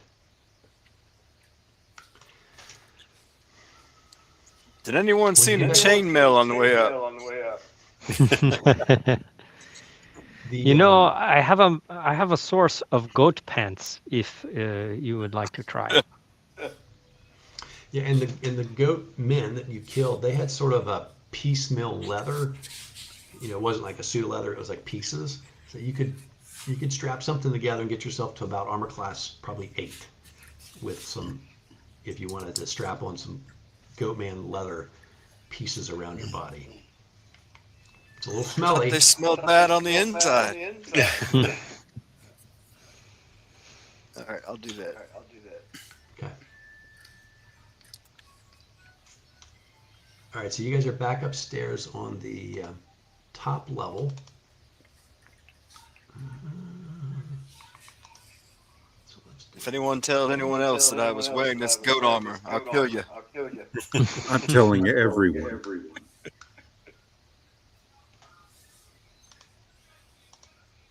You know, hire children and shout it in the streets. All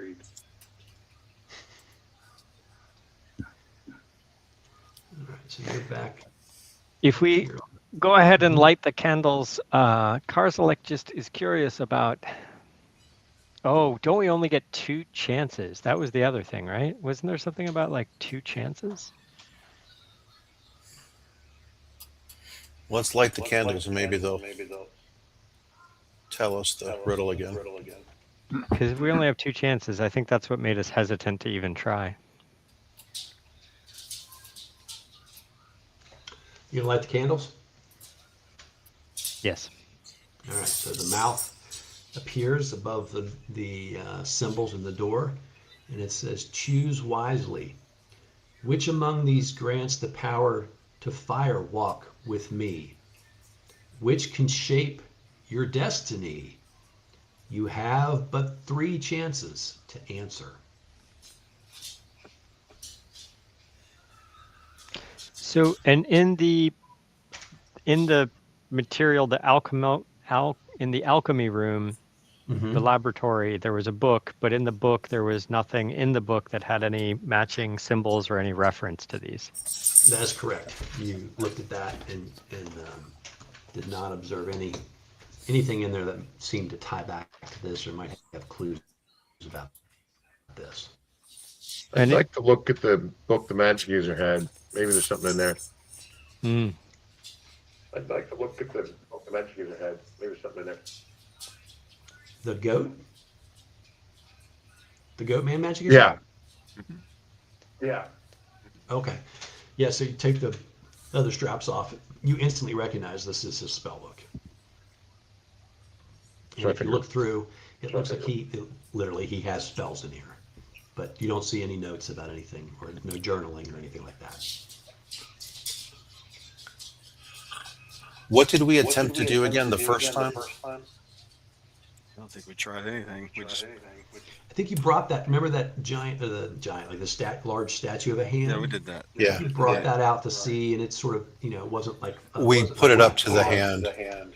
Yeah, but it wasn't a flat palm. It was more, sort of looked more like the tower in terms of like being just like a curved hand. And like the terminal end, like where the elbow would be or whatever, that didn't seem to fit inside there either.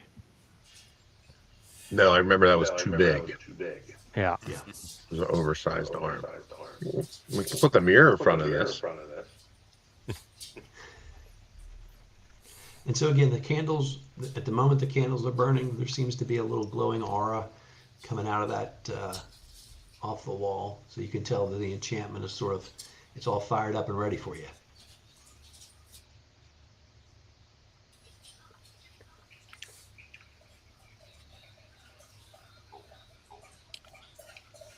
Guys, if I had to guess, I'd say the walking on fire with him would be the horseshoe over the line.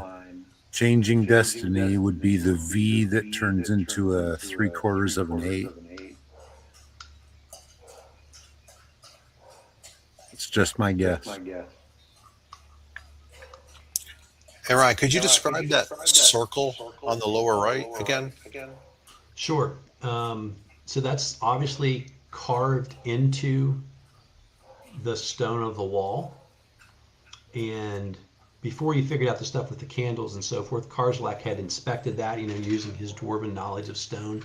He could tell it was going to move, and then when he pushed on it, it pushed aside and let him put his hand in there to poke around, and it basically was it's a cylinder that just went back about 8 inches into the wall.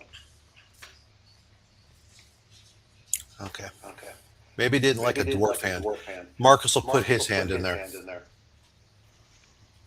Okay, you shove it aside. When you touch the stone, it's a little tingly, right? So you can tell you're interacting with a magical aura, and it pushes aside when you put your hand in there, and you guys notice Marcus's arm looks like the glow from the wall kind of goes up his arm a little bit, like whatever's happening there, maybe it's going to infect him a little. And then you hear, and then it's clamshell. You're a one-armed Marcus, and but you hear a click, and stone on stone from off down back to your right, and the little magic mouth appears. Truly, you are wise, for only by your own hand can you shape your destiny. And then the mouth disappears, and the aura goes away, and the candles peace out. Oh. What was that sound we heard? Let's go investigate. Or it's like a door? You heard like a grinding of stone on stone. And when you come down the hallway, right there where that little S for secret door is, you can see the stone has slid. The wall has sort of like pushed, like moved back and slid off to one side. Like there's a mechanism. Karzalak, how did you not notice that? Magic. I'm surprised I didn't notice it. Just walking by. Magic. Okay. And then you can see in, when your light source shows up, it goes back, and there's just a little tiny room with a ladder, and this ladder only goes up.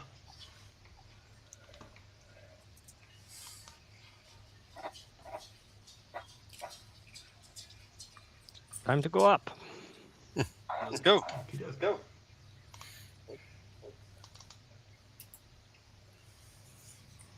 All right. So you come in here. It's a little tiny room.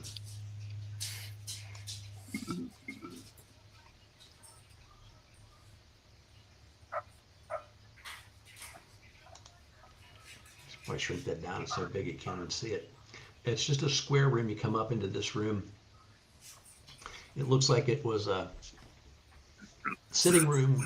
It has there's a bookshelf along the western wall, and then there's a little desk. And you see on the bookshelf there are just like 3 books, and then a couple of candles. And the desk has a chair. The desk is right next to the bookshelf, as if to suggest that someone would come and get a book and then sit there and read. And it's basically it. This is pretty sparse. The ladder also continues on up. Oh, I'd like to check for traps at the desk. Okay, how would you like to do that? Anything in particular? Well, I don't know. Are there any drawers or maybe There are false not. compartments? Yeah, no drawers. It's a simple 4 legs and a top. All right, then I'll Basically, just look for false compartment or something. Okay.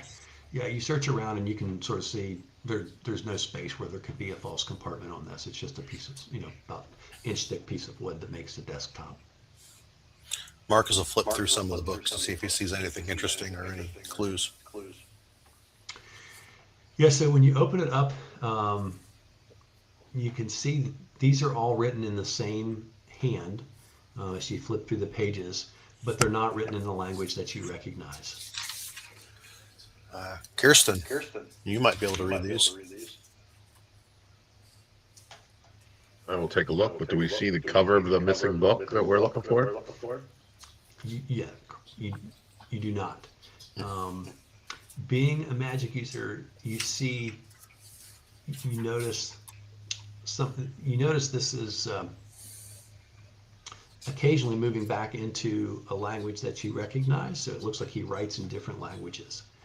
And you make out some ruins, and it looks like there's something that's being repeated over and over that you decipher to say the rod of Nair, Nair. And there's something about this rod that seems to have been important, and he seems to be obsessed with. He talks about it like, over and over again in between other things. Um, there's some drawings in here, and again, based on your sort of knowledge of the arcane, you think that he's drawing connections between the planes because he's got some of the different planes labeled, and some of the planes are planes of existence that you recognize the names of.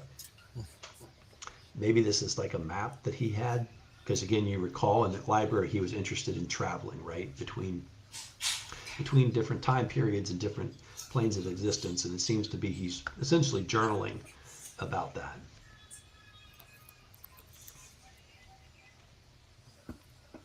So this guy has been traveling around. He had this statue flying all over through time and space, and he got lost, and everybody on here, they're probably been bouncing around.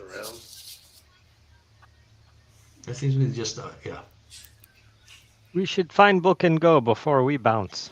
Yeah, maybe upstairs. That's Is all. there I had. anything else in this room of interest? No, it's pretty plain. We should take these books too. No reason to leave. Okay. Great. All right, you guys want to go up? I'm up the ladder.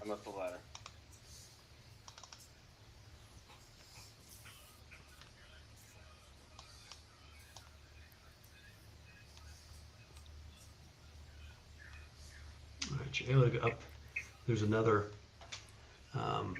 room here. There we go. And the first thing you notice about the room is the light. And so this actually there are some small windows here. It's sort of like a star shape more or less where the different points are. You can kind of see that there. But what strikes you about, let's see, this room is there's a circle over here to your, well, to the east as you come up the ladder, and the circle has some type of ruins written into the circle as it goes around. And then on the opposite wall is a mirror that's arched, and it also has ruins going around it. And Kirsten is able to read those ruins, and you translate those. Do you want to read them to the group or just to yourself? Oops, you're mute. Hold on. I'll read them to the group. Okay. So you see the ruins around this mirror say, "To unveil the secret of the tower, behold the glory of my right hand."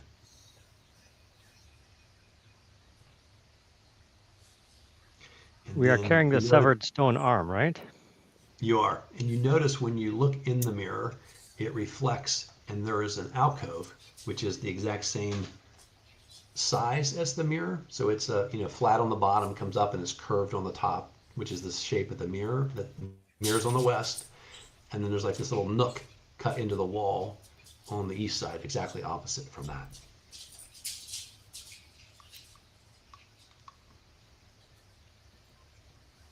Would like to do the honors. Go ahead. Okay. I'll get the hand from whoever has it Mm-hmm. and try and stick it in the hole in the wall. Yeah, in the little nook. Yeah. Yeah. You do. And, it sits there for just a second. And sort of as you would expect, it shimmers. And then you hear the sound of stone on stone. And that circle that was off to the side begins to glow, and then it sort of like dissipates, and you can see it start to shimmer and disappear. And up from that, you see this essentially throne come up into the room. And then sitting in that chair is the skeletonized figure of what you might think perhaps was someone of importance in the tower, wearing the tattered remains of what was once upon a time was like pretty fancy robe. And in his right hand, he's got a book, and let's see, I think that is all. What, a wizard with no fancy rings? Come on. Yeah, jewelry. They rusted off somehow.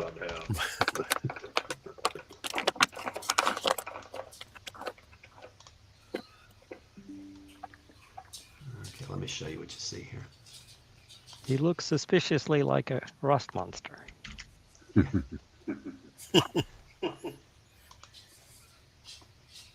That's what you see. Oh, That's our book. That's the book we need.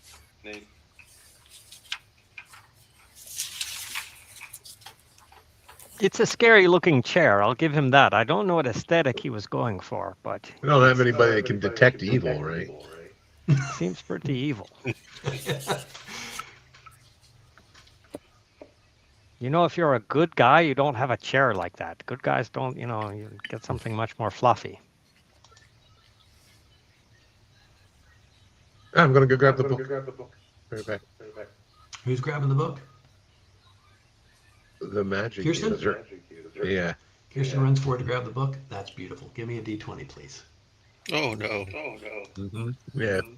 Well, nobody else was moving. So. Well, for this reason, I think. Well, 12. I feel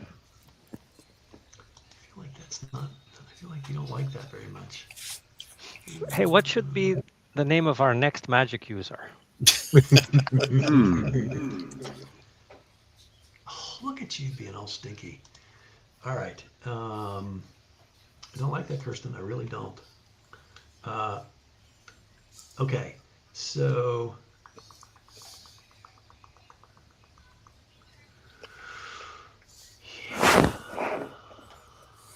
Rapid unscheduled disassembly. Yeah.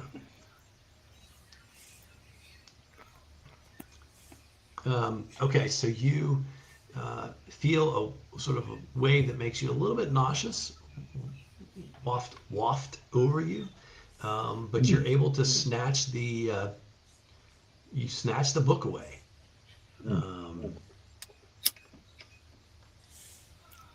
Who farted? And the hand of the skeleton actually breaks off and falls and hits on the floor. That is not good. That is like his whole thing. Yeah, and so now, let me look at something real quick here. Marcus is taking out his Give me holy symbol and holding it up. Yeah, give me your alignments. I know, Marcus, you're still neutral, right? I knew you were when you rolled up your character. Yeah. Okay, and then what's everybody else's alignment? I think lawful neutral. Neutral good. Tareth is chaotic good. Chaotic good for Tater. Okay, so Karzalek, you need to roll a d20. Of course.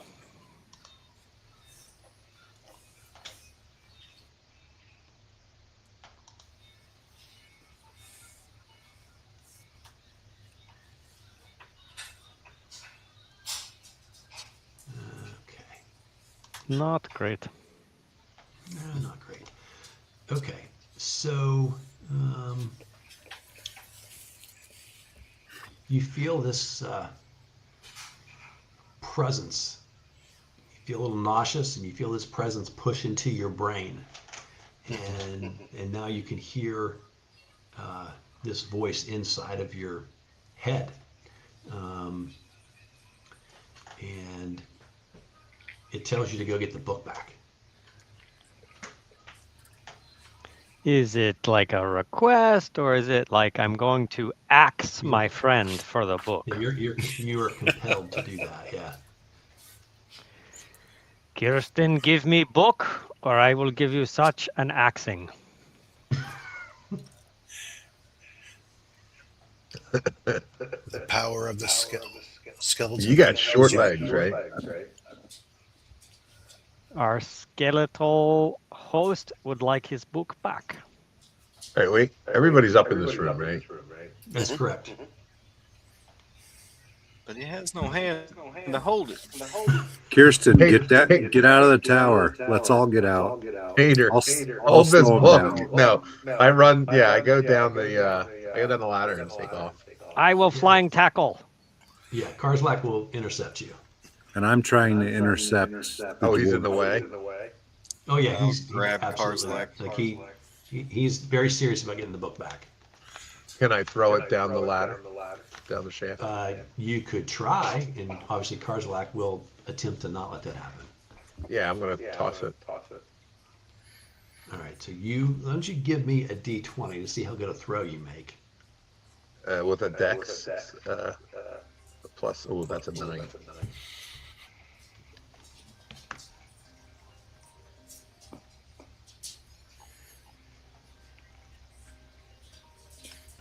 Marcus is going to use his holy symbol up in the air and try to force this undead creature to leave us. Okay.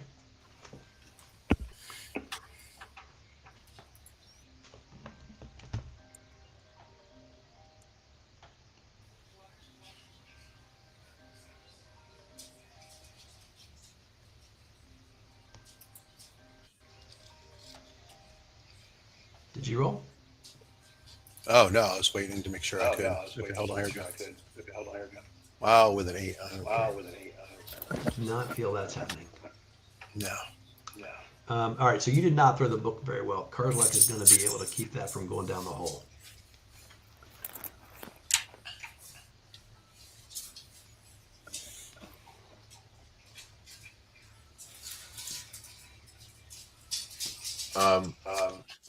Can we try and?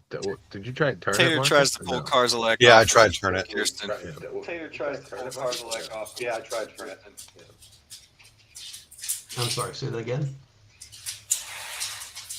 Tater? Tater You tries to trying to pull do something to Karzlak? Karzlak off Kirsten. Yep. He's not on Kirsten because Kirsten threw the book.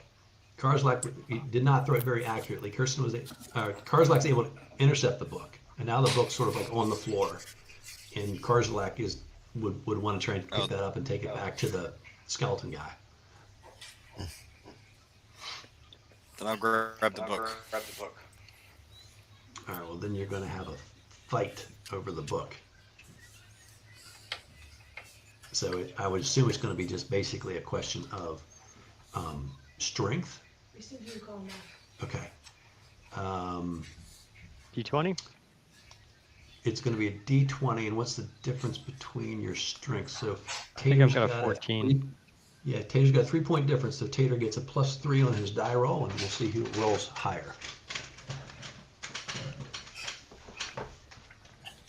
Oh, take that, skinny man. Oh, gosh, you got me. Ooh.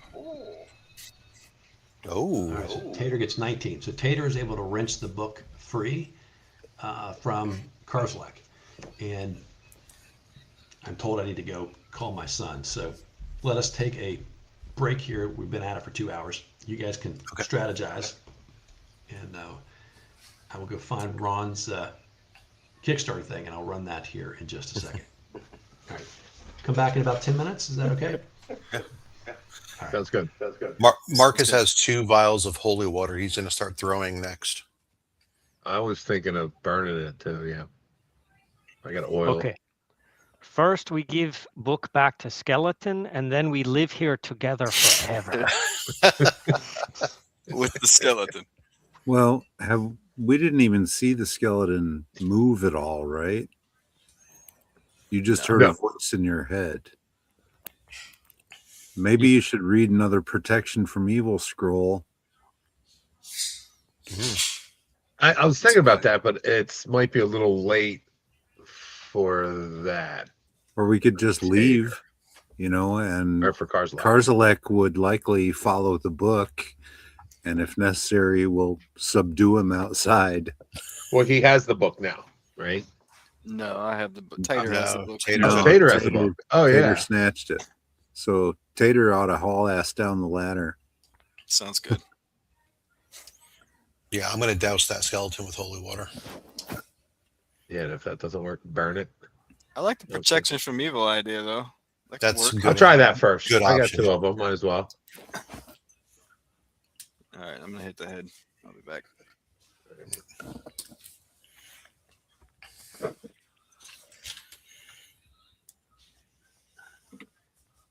We're going to get more Dr. Peepers. Shameless plug. It's not. No, read the label. Yeah, I see it. it's you can lift the skirt a little. There's something else under there. That's funny. All right, BRB. Yeah, me too. I'm gonna go fill this up.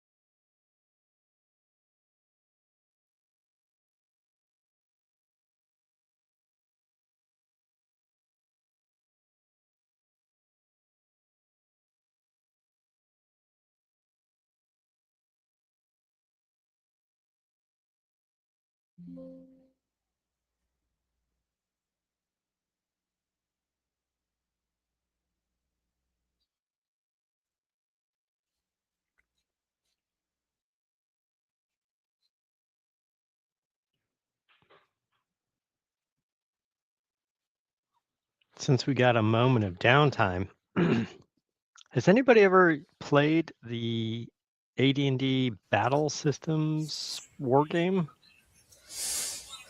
No. Have not. I own it, but I've never played it. I own it too, and I haven't played it. So All right, here's a commercial. This evening's live stream brought to you by Orange Cat Games. Has this been running the whole time we've been off? Nope. Uh-oh. What happened? It's died on us. you just have to recreate it now, scene by scene. Yeah, apparently. What happened there? Well, Everybody go to Kickstarter now and check out Orange Cat Games. there you go. Live on Kickstarter. All right, back to the. I got sucked into the 6-pack for my players for Christmas. Yeah, me too. Marcus, I really like your bookshelf. Yep. Thank you. Okay, we are back, and last scene was Tater wrenching the book away from Karzalek, who continues to insist that it has to be given back to the giant skeleton guy.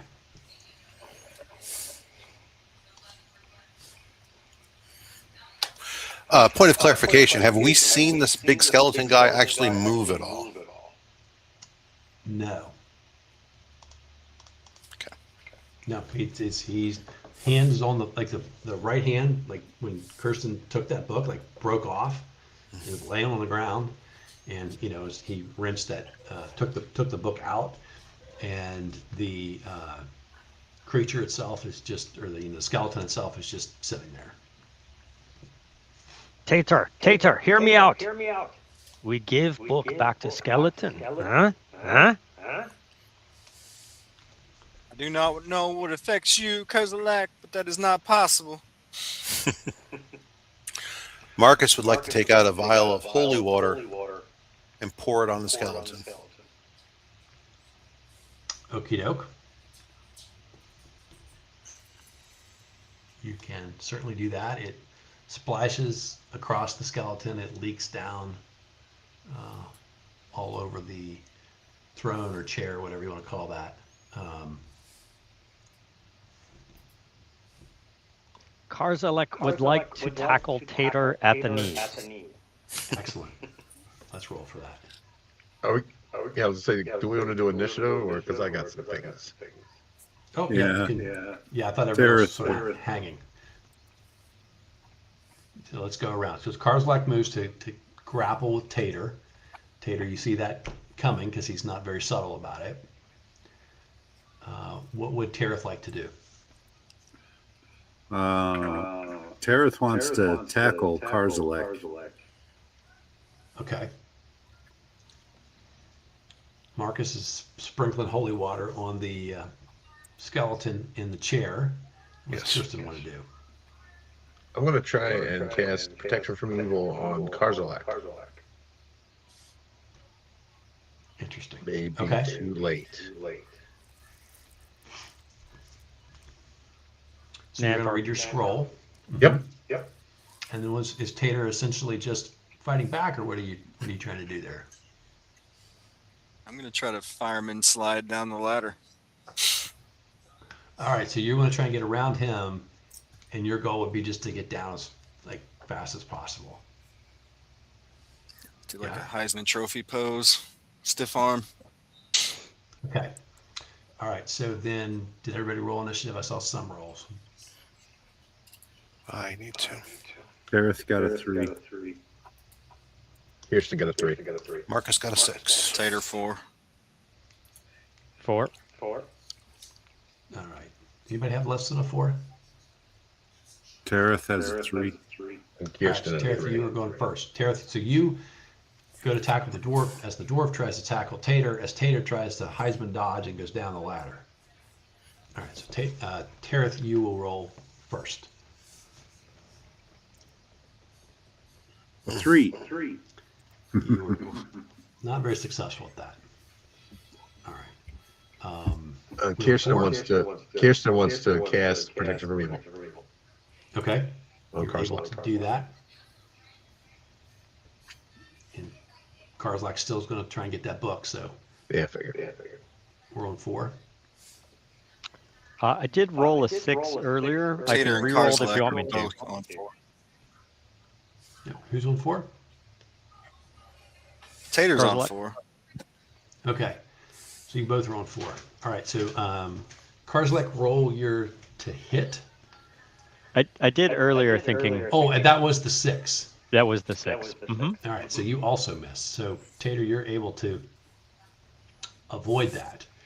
I would say if you want to basically just like hit the hole and go down, I'm going to say you can do that, and then we're going to roll and see how smoothly that works. Does that sound good? Sounds good. Okay, let's get a dexterity roll for the Tater. Yeah, 16. That's awfully dexterous for a guy whose nickname is Tater. Oh, Oh, Ooh. all right. No, but not today. Go backflip down the ladder. Yeah, so he catches something on the way down. He lands on his back. Just 1 point of damage, but you are prone. Obviously, get back up. We'll see what happens, though, right? And I think that's everybody this round. Okay. yeah. On 6, Marcus did the water, holy water. Yeah. Yeah, so you sprinkle on a skeleton.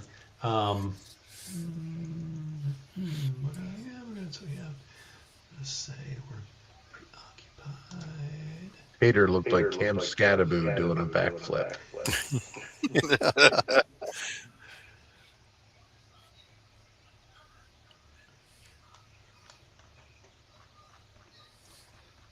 Where are we? Okay, so Marcus, give me a D6 plus 1. That'd be 3. 3. Okay. Yeah, you sense almost like you feel a scream inside your head. Okay. Okay. I think it's working. And all right, and so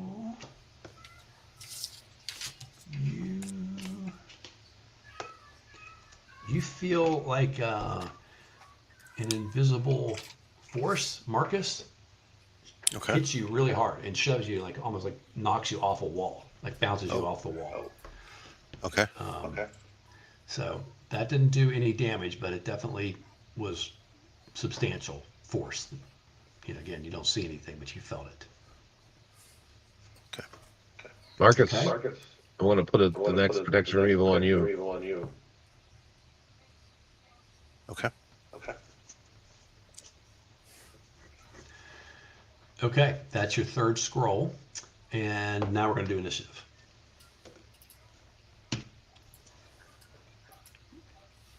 A 1. I've got a 2. 2. Tareth, 5. 5 for Tater. Kirsten also had it 2. Okay. So we are on. So I'll cross off that last scroll.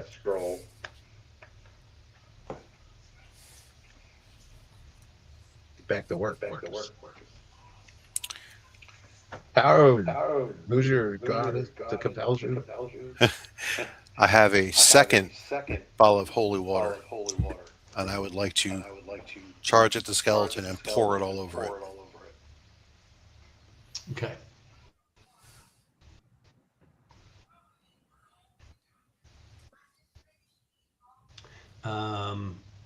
You guess.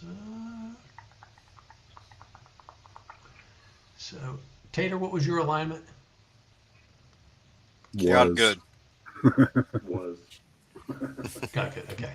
Yeah. So, Marcus, you need to make a D20 roll. Okay. With the protection from evil on. You do get a bonus on that. Yeah. +2. There we go. Nice. Okay. You feel like something tried to almost like you get this like cold chill, like something tried to sort of push up against you or almost into you. It's really disconcerting, but it feels like you were able to sort of like steel your will and push back against that. Okay. Yeah, but and it felt like it's you can't see anything, but it feels like there's something pushing, like I said, up against your body, like right in front of you. Okay. Skeleton is still in the chair. Well, if I feel there's something pushing against me, I splash the holy water around in front of me where I think I'm being pushed from. Okay, then you need to make a D20 roll, and we'll see how good you do at that. Not great.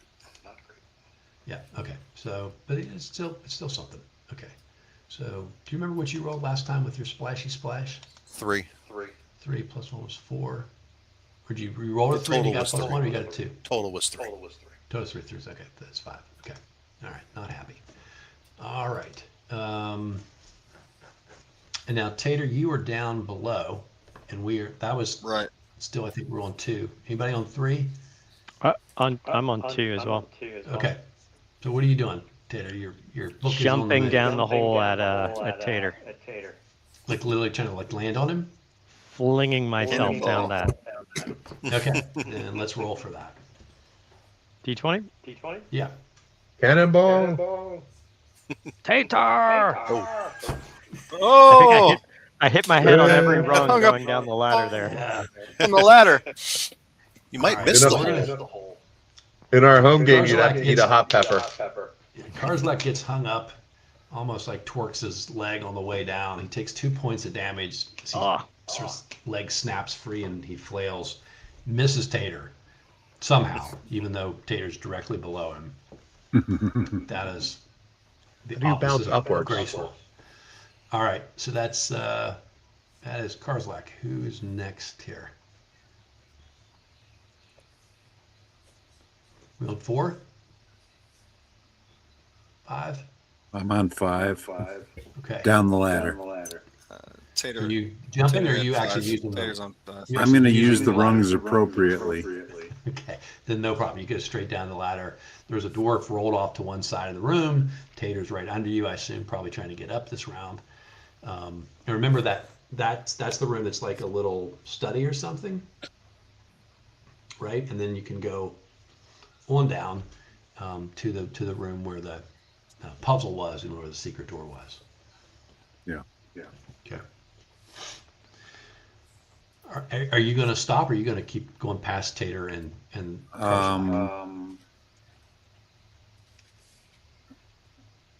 I'll reach out to Tater and say, "Give me the book," and I'll keep going. I'll hand the book off like a quarterback. You do? Hand Okay. it to his running back. All right, Taret's able to get that. Karzlak's a jumble on the ground. So then I think we're on 6. Tater, what was your initiative? You're able to get up this round. 5. I was 5. Okay. So Yeah, Tareth goes I'll get by, up and you and hand him the book. What do you want to do? I'll run after Tareth. Okay, so now you're going to use the ladder like a normal person and go down. Okay. There's no All fun right. in that. Right. All right. Okay. All right, let's roll initiative. Now we're nice and spread out. I got a 1. I will go last. 3 for Marcus. Tareth has a 1. Tater's a 4.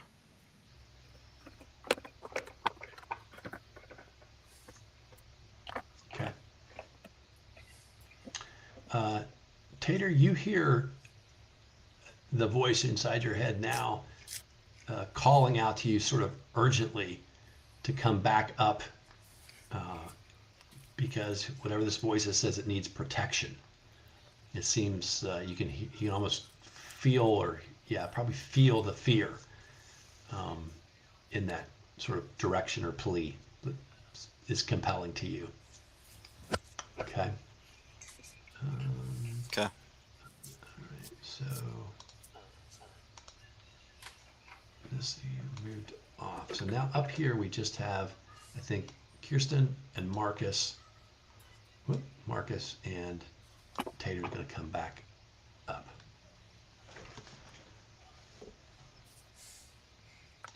All right. Tater's down below. Okay. So who is on 1 besides me? Tareth. Okay, Tareth, what do you want to do? You down to the level where the secret door was? Yeah, I'm just gonna keep going till I get to the outside of that room that I chased the other guy out of before. I want to leave the tower, so fastest. Oh, so you want to go route. all the way, yeah, all the way down, back to the first Yep. floor and out. Okay, Yep. I got it. Off you go. Sorry, Tareth just sort of disappears into the darkness. Marcus, you feel that presence again, but you don't need to make a saving throw this turn. Okay.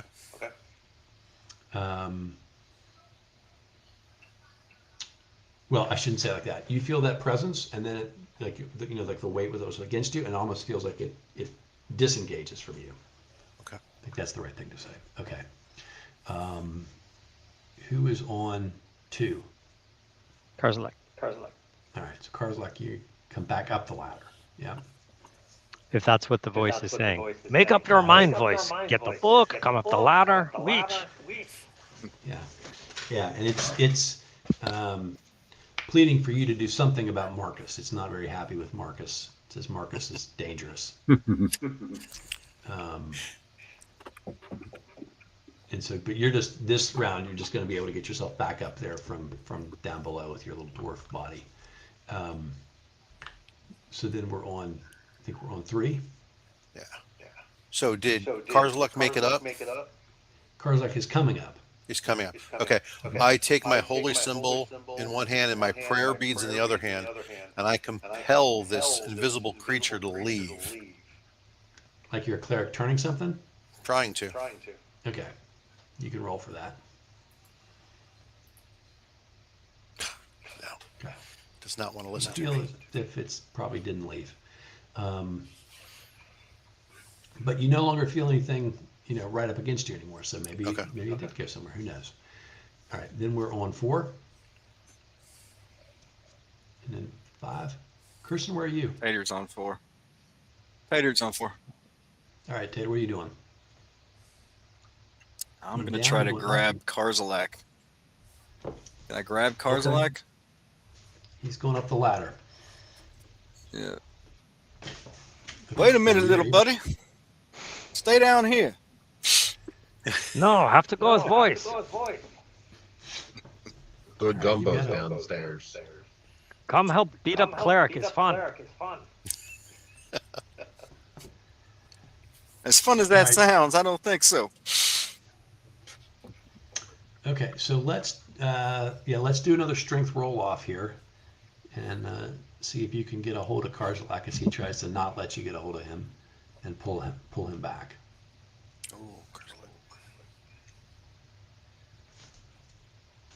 Oh, Tater. Tater. Tater is Damn your frustrated. sinewy hands, Doing Tater. 16s. Tater gets a hold of him, and he's able to pull a little. Now Tater's stuck with his head just barely above the ladder, unable to get out. I've been First one working you out, do. Karzalek. Despite his chiseled calves. It's no fair. You've been practicing on tubers. All right, Kirsten, what are you doing, buddy? I'm going to run up and throw the some oil on the skeleton, On the skeleton. Okay. and then toss the You're able to lantern do right that. on top of it. It's just sitting there. Toss the lantern right on top of it. You're trying to expose the flame to it? Yep. I Yep, assume on the that's what you're trying to do? Okay. Yeah.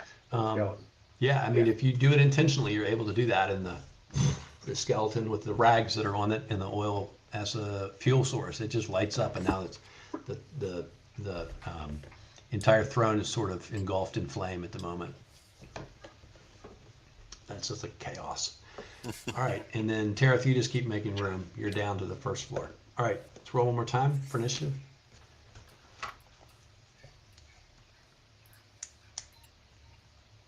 Six. 3 for Kirsten. Tater got a 2. 4. Okay. I think we're on 2. I'm on 5. Did you want me to roll? All right. Tater is going to. Now you're just disappearing into the night. Tater's going to try Tater, to what put you want? Karzalek in some kind of hold. I'm going to try to put some kind of hold on him. Full Nelson, half Nelson. Grappling. Grappling. All right, good on, Bart. Well, okay, so you got a hold of him from below. Right. Are you going to try to Right. climb up on him or like pull him off? I'm going to try to pull him down to me. Okay, then that's going to be a contest, that's going to be a strength roll off there. So we'll both have you and Karzalek roll, because I'm assuming Karzalek's going to try and get loose. Uh-oh. Karzalek Oh! is not very successful. All right, you got an 8 yet, Tater? You are very weak, Karzalek. I got an Yeah. 8 plus 3. Yeah. Yeah, you're able to dislodge him, and so now he comes down. Now you're both down on the level below. Stay down here, little buddy. But Karzalek, you're no longer, obviously he no longer has you from below, because now you're down on even, both down on that level together, which is, remember, that's in the little study room with the bookshelf and the table. So that leaves Marcus and Kirsten up on the top level. And I'm on 5, so I think we're on 3.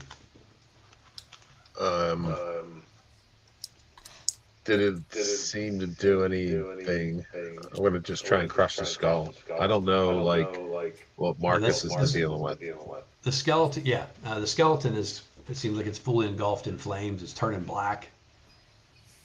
I mean, it's not moving. You're not, well, it is actually. So as it begins to burn, like it starts to sort of crumble, pieces of it start falling apart.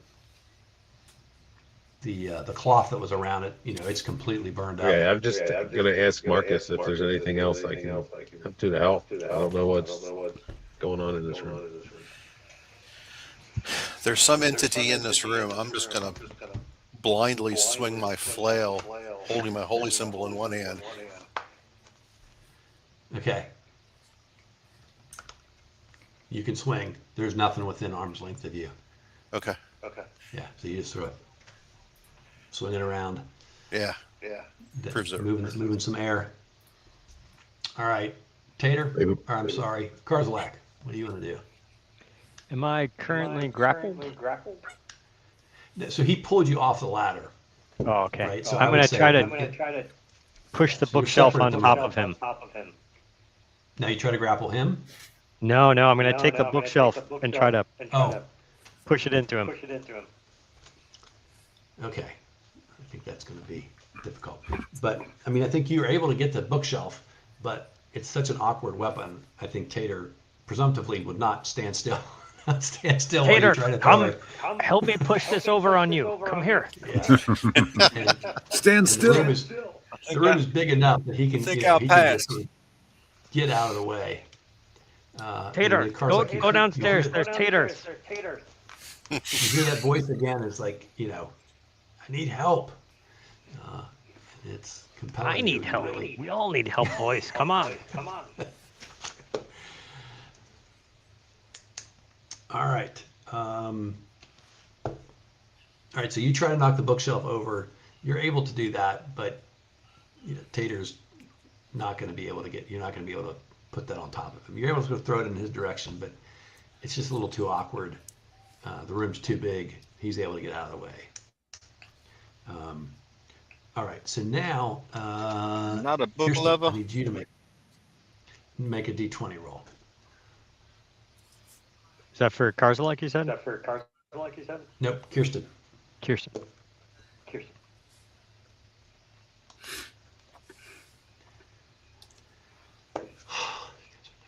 Okay, so you feel this, Kirsten feels this invisible presence come up against him, feels a sickness in his stomach, and almost feels like something's trying to push into you. But you're able to sort of steel your mind and resist that. And Okay. Let's flail out, or are we gonna roll initiative again? you can react to that if you want. Yeah, I'll stab away. You spin in the direction of the pressure. Yeah, I'll just slash, actually. Spin around and slash at it. Yep. Okay.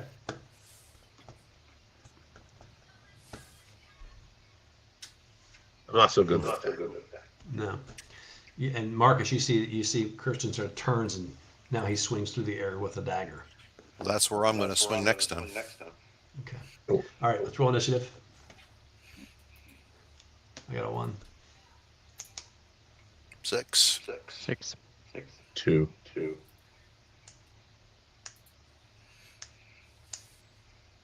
Or for Tater.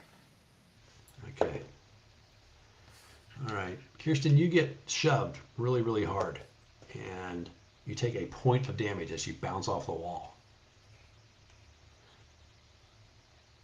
And now we're on 2. Books have done more damage.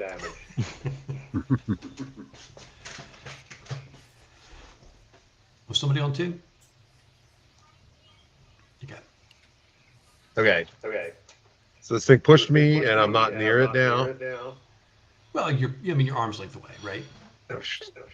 Take another slash. 17. Ooh. Nice. Should I have taken that spell I had? I can fight blindly. 17 hit, I guess. Oh, yeah. 6, D6.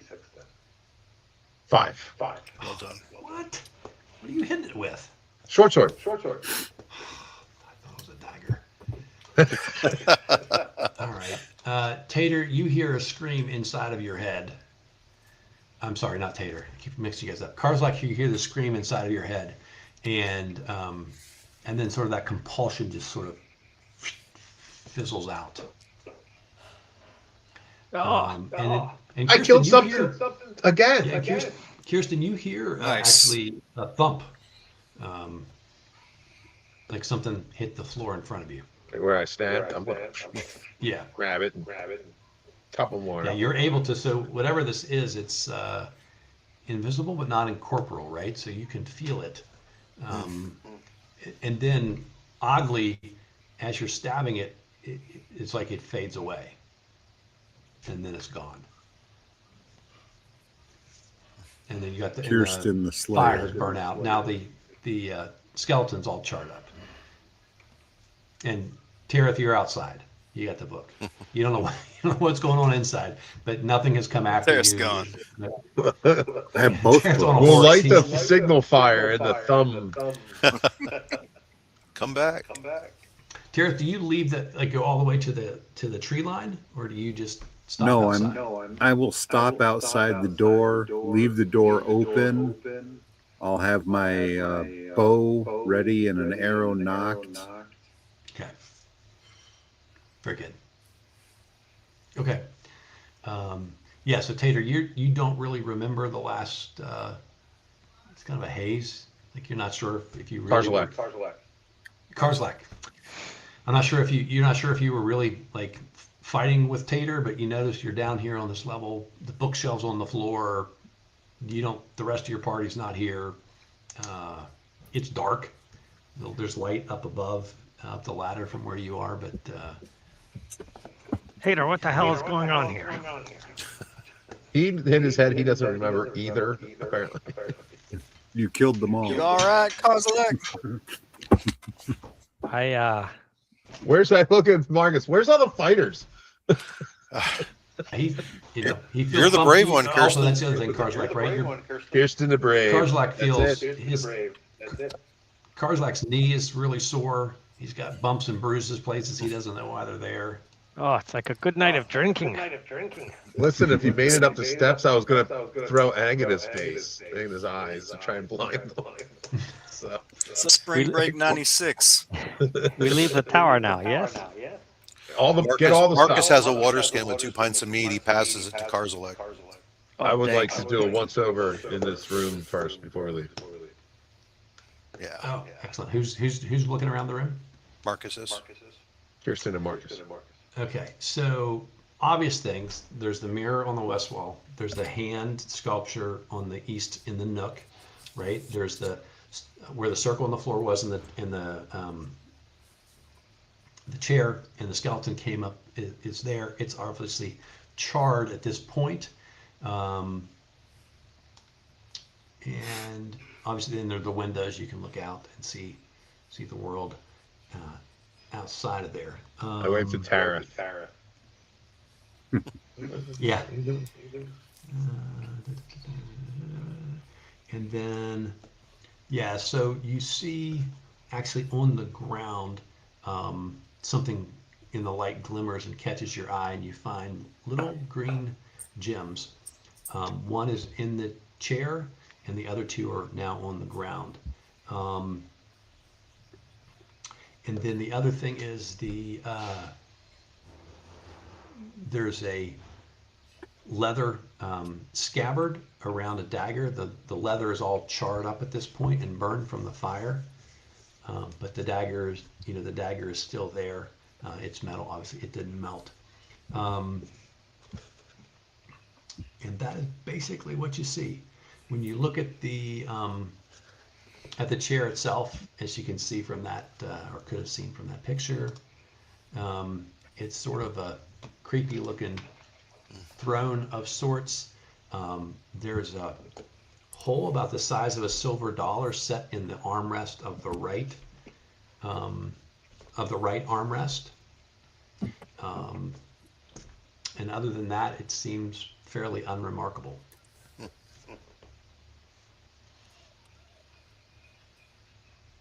What do y'all reckon goes in that hole?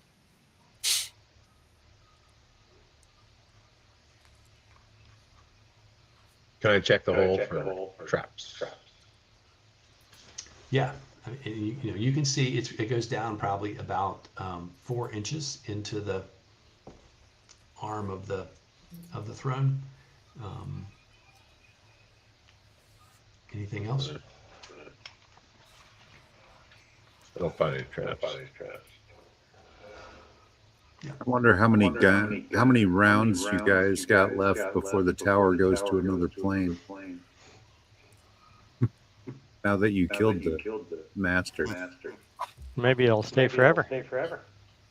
I want to go live with the goat men for a while anyway. So, I mean, do we want to try and figure anything else out here? Or just figure this done and let's go. Yeah, I think we've Best gotten of luck. our reward, our books that we're looking for. We can go collect. I think you guys should figure out whatever that last silver dollar size thing is. I'm not there to participate, but it seemed funny to walk away from it. Well, you guys can come up after. I mean, your head is clear now. Yeah, it is. And again, it's just a hole, right, in the armrest. Like something like a scepter might have sit in. Yeah. That's Oh, the rod of Nair. Yeah, I was gonna say Mhm. the Rod of Nair. Mhm. Wrote that down somewhere. Candle, a we found a torch. rod Do we have anywhere. anything else?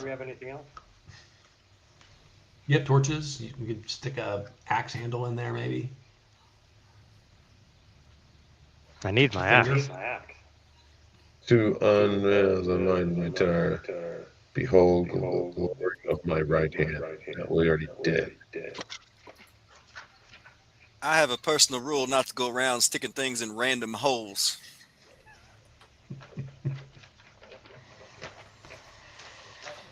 That is very wise, Peter.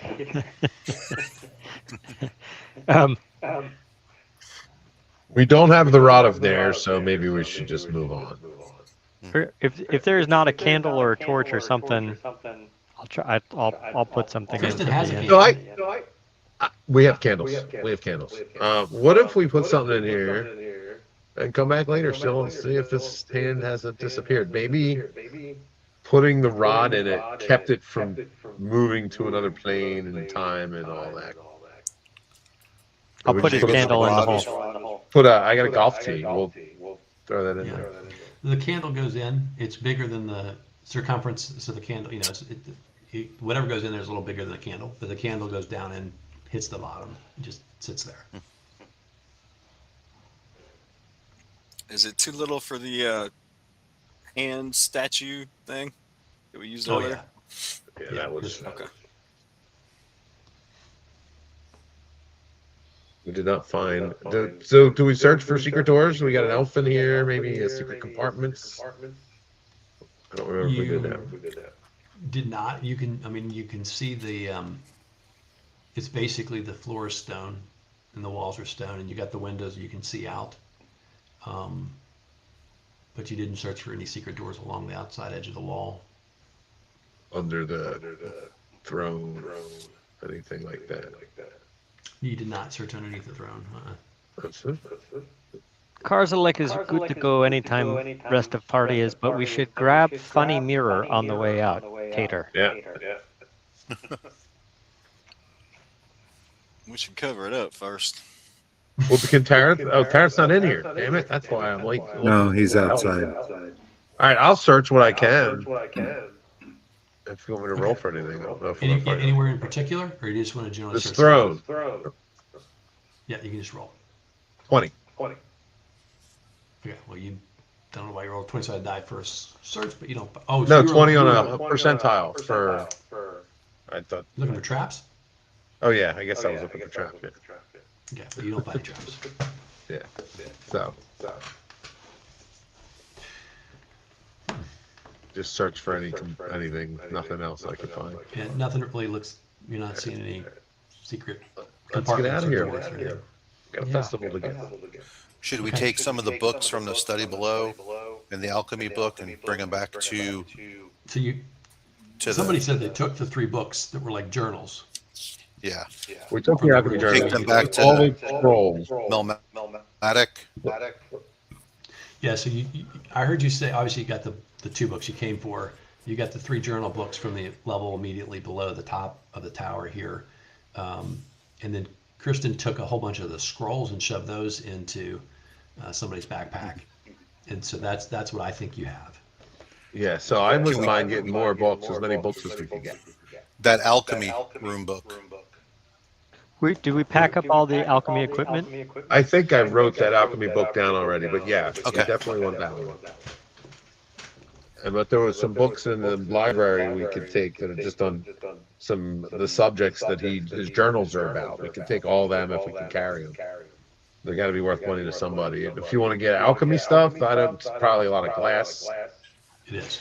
If there were foodstuffs in the general stores room, if there was like a flour or something similar, that would help pack things without damaging them.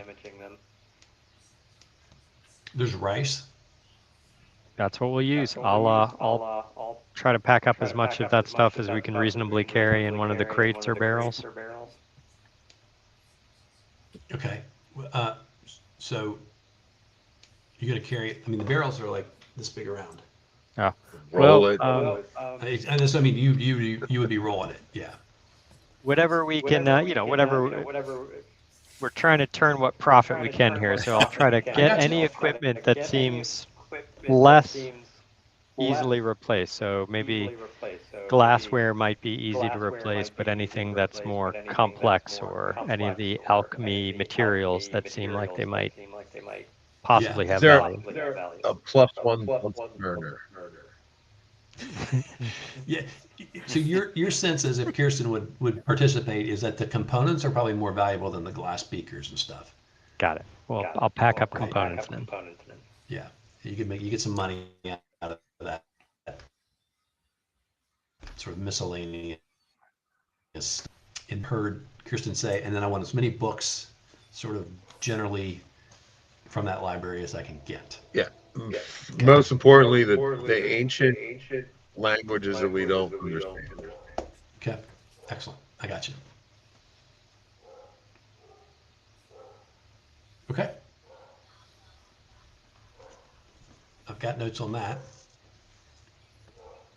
Anything else you want to do? You guys, Y'all want to Your try tower? that door before we leave, or we get 3 tries, right? What door? oh, you got the secret door open, Tater. That's how you got up the tower. we got that. Yeah. Okay, that we opened Yeah. that up. Okay, never mind. I thought we just never mind. Sorry. The only thing I couldn't remember is, I think it was in the thumb, Mm-hmm. and you could just tell me if I'm misremembering it. From inside the thumb, looking up, the ceiling was fairly low, but from the outside, the thumb would have gone up higher than what we could see from the inside of the room. Yeah, so your sense is either there's this, I mean, I think this is a question you're asking. Either there's a secret room up above that, or it's just solid stone. So I would see if we could use some rope, and I could get up there, or one of us could get up there and try to see if it thumps pretty solidly, or if from the inside we can use something long, like one of the spears from the goatmen, probe the ceiling, anything like that, just to try to Yeah. So satisfy Karzak, that. right, with your dwarven knowledge, you get some help to get yourself up so you can get to the either the ceiling or on the outside about that where that would be, and it seems like it's like solid when you give the thump test. Okay. Yeah. So the last thing we'll do is on our way out, Karzalek with the mirror, we'd get some foodstuffs for the purpose of, if we had to delay any wild animals, we could dump some foodstuffs. Okay. So probably like you'd get some meat as part of the best thing. Yeah. Yeah. Okay. You're definitely able to do that. Okay. You're able to get back outside. You guys are pretty weighed down, but you recall if you go, this is kind of a clearing. If you go to the south to the tree line, of course you find Tareth when you exit the tower. I'll immediately They're all like point the carrying bow at swords. Karzalek. Does he still have the madness? He's got the I'll book. step Get him. aside, kick his spine now. What are you talking about, you weird elf? Leave me alone. Was anybody injured? Need a healing spell? Kirsten got bounced off a wall. I'm good. I'm only down 1 hit point. Tater took a couple. I took 7 down like- in the fight with the books. Are you still down? Yeah. Oh, Marcus, Alright. you were injured too, weren't you? Yeah, I'm Four. down a few, but I'll do a cure light wounds on Tareth Okay, you can roll for that. for There's 6. 6 back. Awesome. Thank you.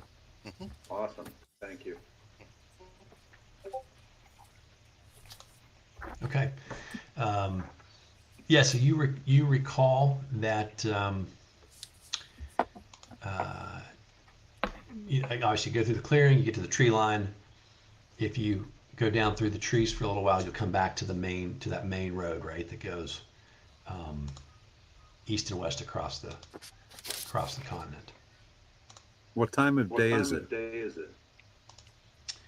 Yeah, so I'm gonna say you guys were in there for a good long while, right? Probably through the night. So I would say at this point it's probably mid-morning of the day after, as long as you guys had been in there. Let's double time it. Let's go. The 2 books that we picked up, can they be read? Or are they? Yeah, so who is Karzalek gonna try and read one of them? Probably not Karzalek. Okay.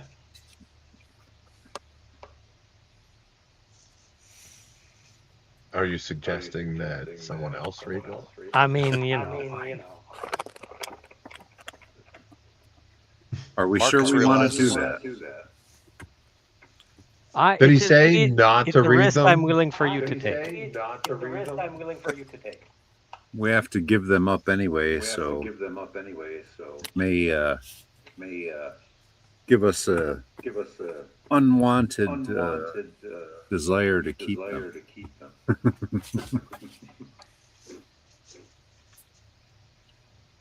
If we discover something interesting.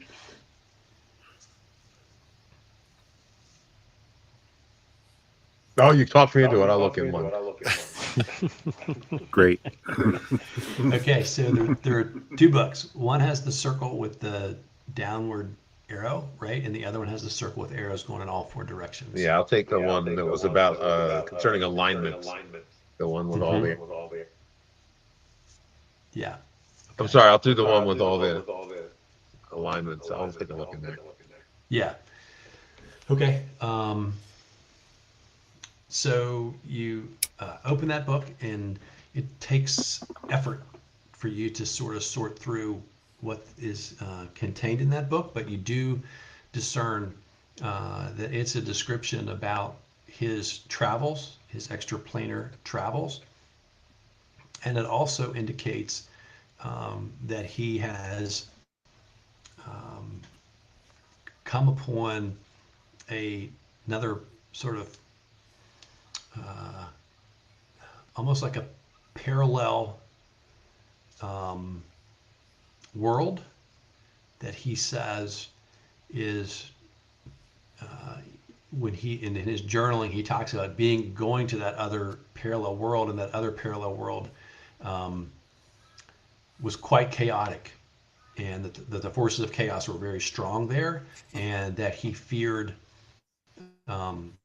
they seemed to sort of this like story, right, where there seemed to be some malevolent force that would sort of come into a world, corrupt it, and then move on to another one to sort of spread chaos, through the, I don't know, the multiverse, right? And so he writes with a lot of worry that force of chaos he feared might come to this world. This is his home world, even though he traveled a lot, to the other places. But the Eight Kingdoms is sort of where he always considered to be his home. And so he talks about in that book that he's worried about the forces of chaos. And in particular, there's a passage in there that he says he's worried that they would follow him if he ever went home.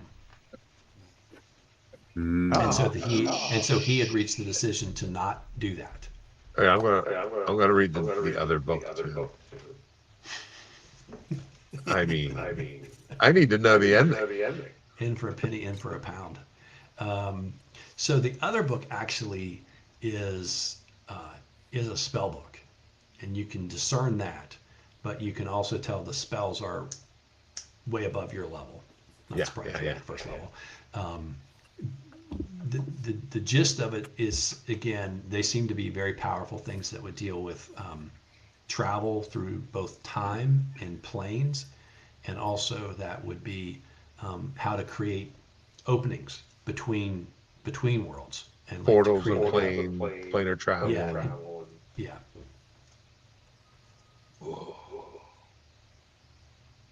Yeah, we're Now not Kirsten wants them. No, that's probably a good idea that we get these over.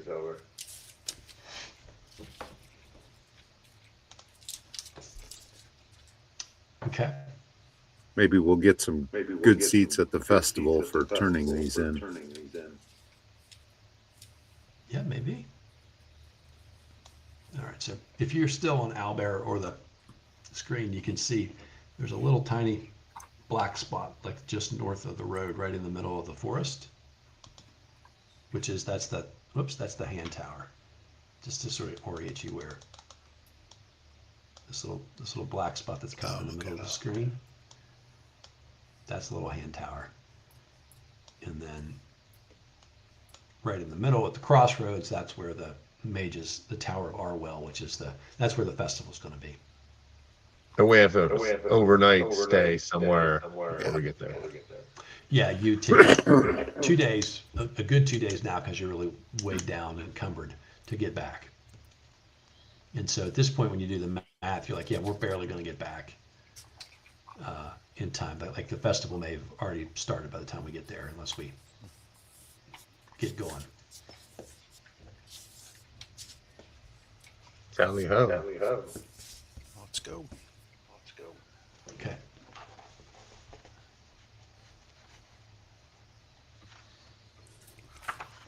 If we are spending the night somewhere, the next day I'll take a detect magic, and I'm going to cast it on that dagger that we found.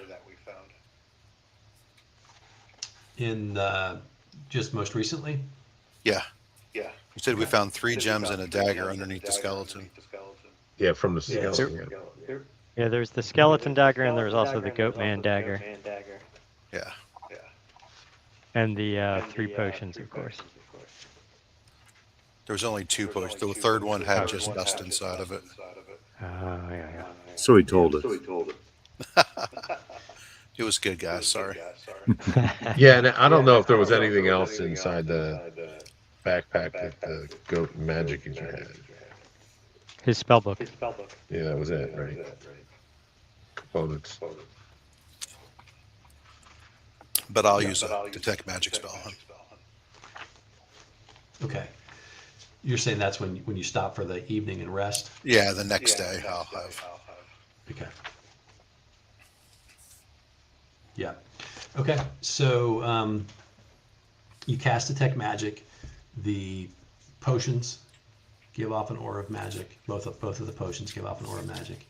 Both of the dagger that Karzalek pulled off the dead goat man and the dagger you got from the top of the tower give off magic.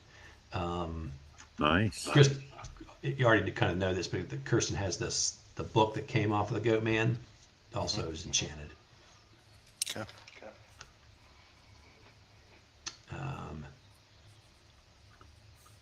Yeah, I don't think you guys took anything else out of there that was enchanted. No, that mirror.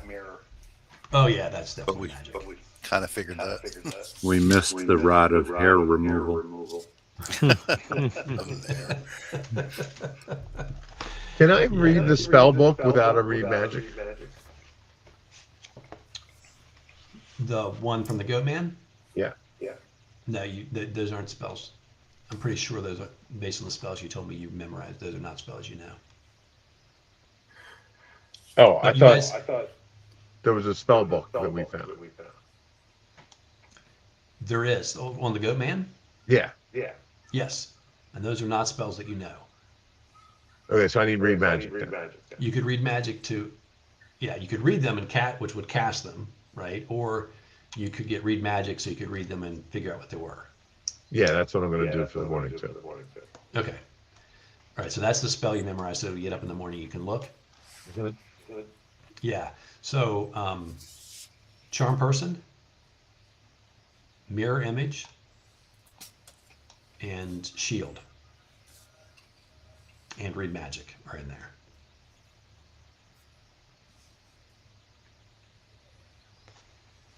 Okay.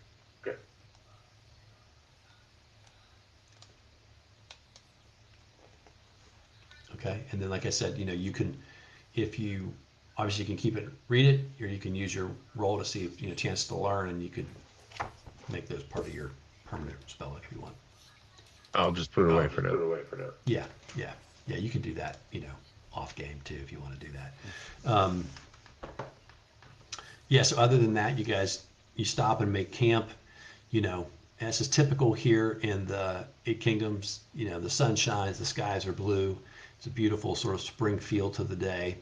You travel through the woods really without any encounters. I'm going back just briefly, and then you're able to basically get out of the forest and make camp for the evening. Assuming you obviously want to stop and rest because your guys need to recover spells. And the night passes. It's quiet. Nothing abnormal happens to you in the night. The sun comes up in the morning, as it always does. It's another beautiful day in the Eight Kingdoms, and you guys are able to head off to the east down the main road. Okay. Shortly after you leave, you do hear a sound coming from the forest, and this is similar to the sounds you heard as you remember when you were going in, the sound of horses coming down the main road from the forest. Yeah, and so, you know, as you know, there's nowhere really to hide, right? Because it's just sort of a grassland, and so the horses come out, and it's obviously sort of a formal procession. There are some less well clad people riding horses in the front, and then behind that comes sort of a group of knights in very polished, shining armor. They've got the same tunic you saw before. I think it's a blue tunic, right, with a golden sword in the middle. And they're riding along the road at kind of a, you know, a slow trot.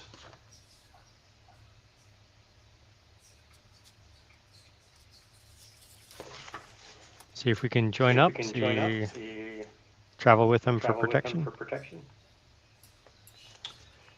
Yeah. Do you want to try? Well, they're on horses, and you're on foot, right? So you could try to flag them down and talk to them, or you could, you know, hop along behind them, but they will leave you behind fairly quickly. I'm gonna step out of their way. Okay. Yeah. Let them go. Okay. They take notice of you. You know, you can tell they see you, but they just sort of passing people on the road, and they just continue on their way. It's pretty fancy, right? This caravan, and you get the feeling between this and knowing that festival is going to go on, that this is some group of important people that are headed to the festival. We recognize the sigil. Yeah, the symbol that's on the chest of the cloth that's over top of their armor is from the Knights of the Golden Kingdom, which is the kingdom over here to the west. It's called Ithalestra, Land of the Golden Blade, and they're the most, I guess you say, like traditional chivalrous knights of the kingdom. Their claim that they won't let anyone else really forget is that their kingdom sits across the western border, and in times forgotten there was a battle, and they're the ones who sort of pushed all the orcs and goblins and everybody back across the mountains, and they stand as in their minds for sure, and they let everybody else know this, they stand as the protectors who will not let sort of evil creatures come back into the kingdoms, because their knights would stop them if that ever happened again. It hasn't happened in several hundred years, but that's sort of their persona, right? So they're a little, they consider themselves the most knightly of all the knights in the realm, for sure. Surely they give you a ride. Again, you can try to stop them. They're just they got a destination. I'll not travel far with away. my companions. All right. Okay. Are we gonna keep going, Ryan? You said you had to stop at 10:30. I can go a little longer if we want. I mean, the next stop is, we should keep going, because the next stop is like 5 minutes from now, Great. Sure. or at least my planned stop, which was, that's the potential encounter. You could attempt to talk to those guys or not. Right. They keep going. You go across the road. You don't really encounter anybody else. And towards the end of the day, you come upon the Tower of Arwell, and what you see is the beginnings of a festival, right? Pavilions are pitched, and what you can tell from the colors and the banners are like, each kingdom is sort of pitching its tent as people are arriving. The typical thing you would expect with a carnival, right? People are there to sell wares, sell food, there's entertainers, all that kind of stuff, and it's the bustling of that as you get to the tower, and that's where we're going to stop for tonight. And so the next time you guys will be coming to the tower, you will be looking probably for Thomas, or Thomas may be looking for you, or not. It's up to you guys what you want to do when you get there, but obviously you have a little something and a wizard who's waiting on you. Okay. We should be lauded as heroes. Fun session, Ryan. Thank you. Fun session, guys. Fun. Yes. Good You one. probably should be lauded as heroes. Fun session, guys. All right, that was your That was your just brief introductory sort of step for the campaign, and next time the real adventure begins is my thinking with the campaign. So because, like I said, that first one was kind of a necessary start because it's just kind of how you kick off. But now that you're back and the festival's in full swing, this will be a pretty open campaign to see where you guys want to go next. Let's go ahead and sign off from the stream, and then we'll talk and get something on the calendar for the next time. Okay. Okay. All right. For those guys who are watching, appreciate you guys hanging in there. Hope you enjoyed today's session. See you next time.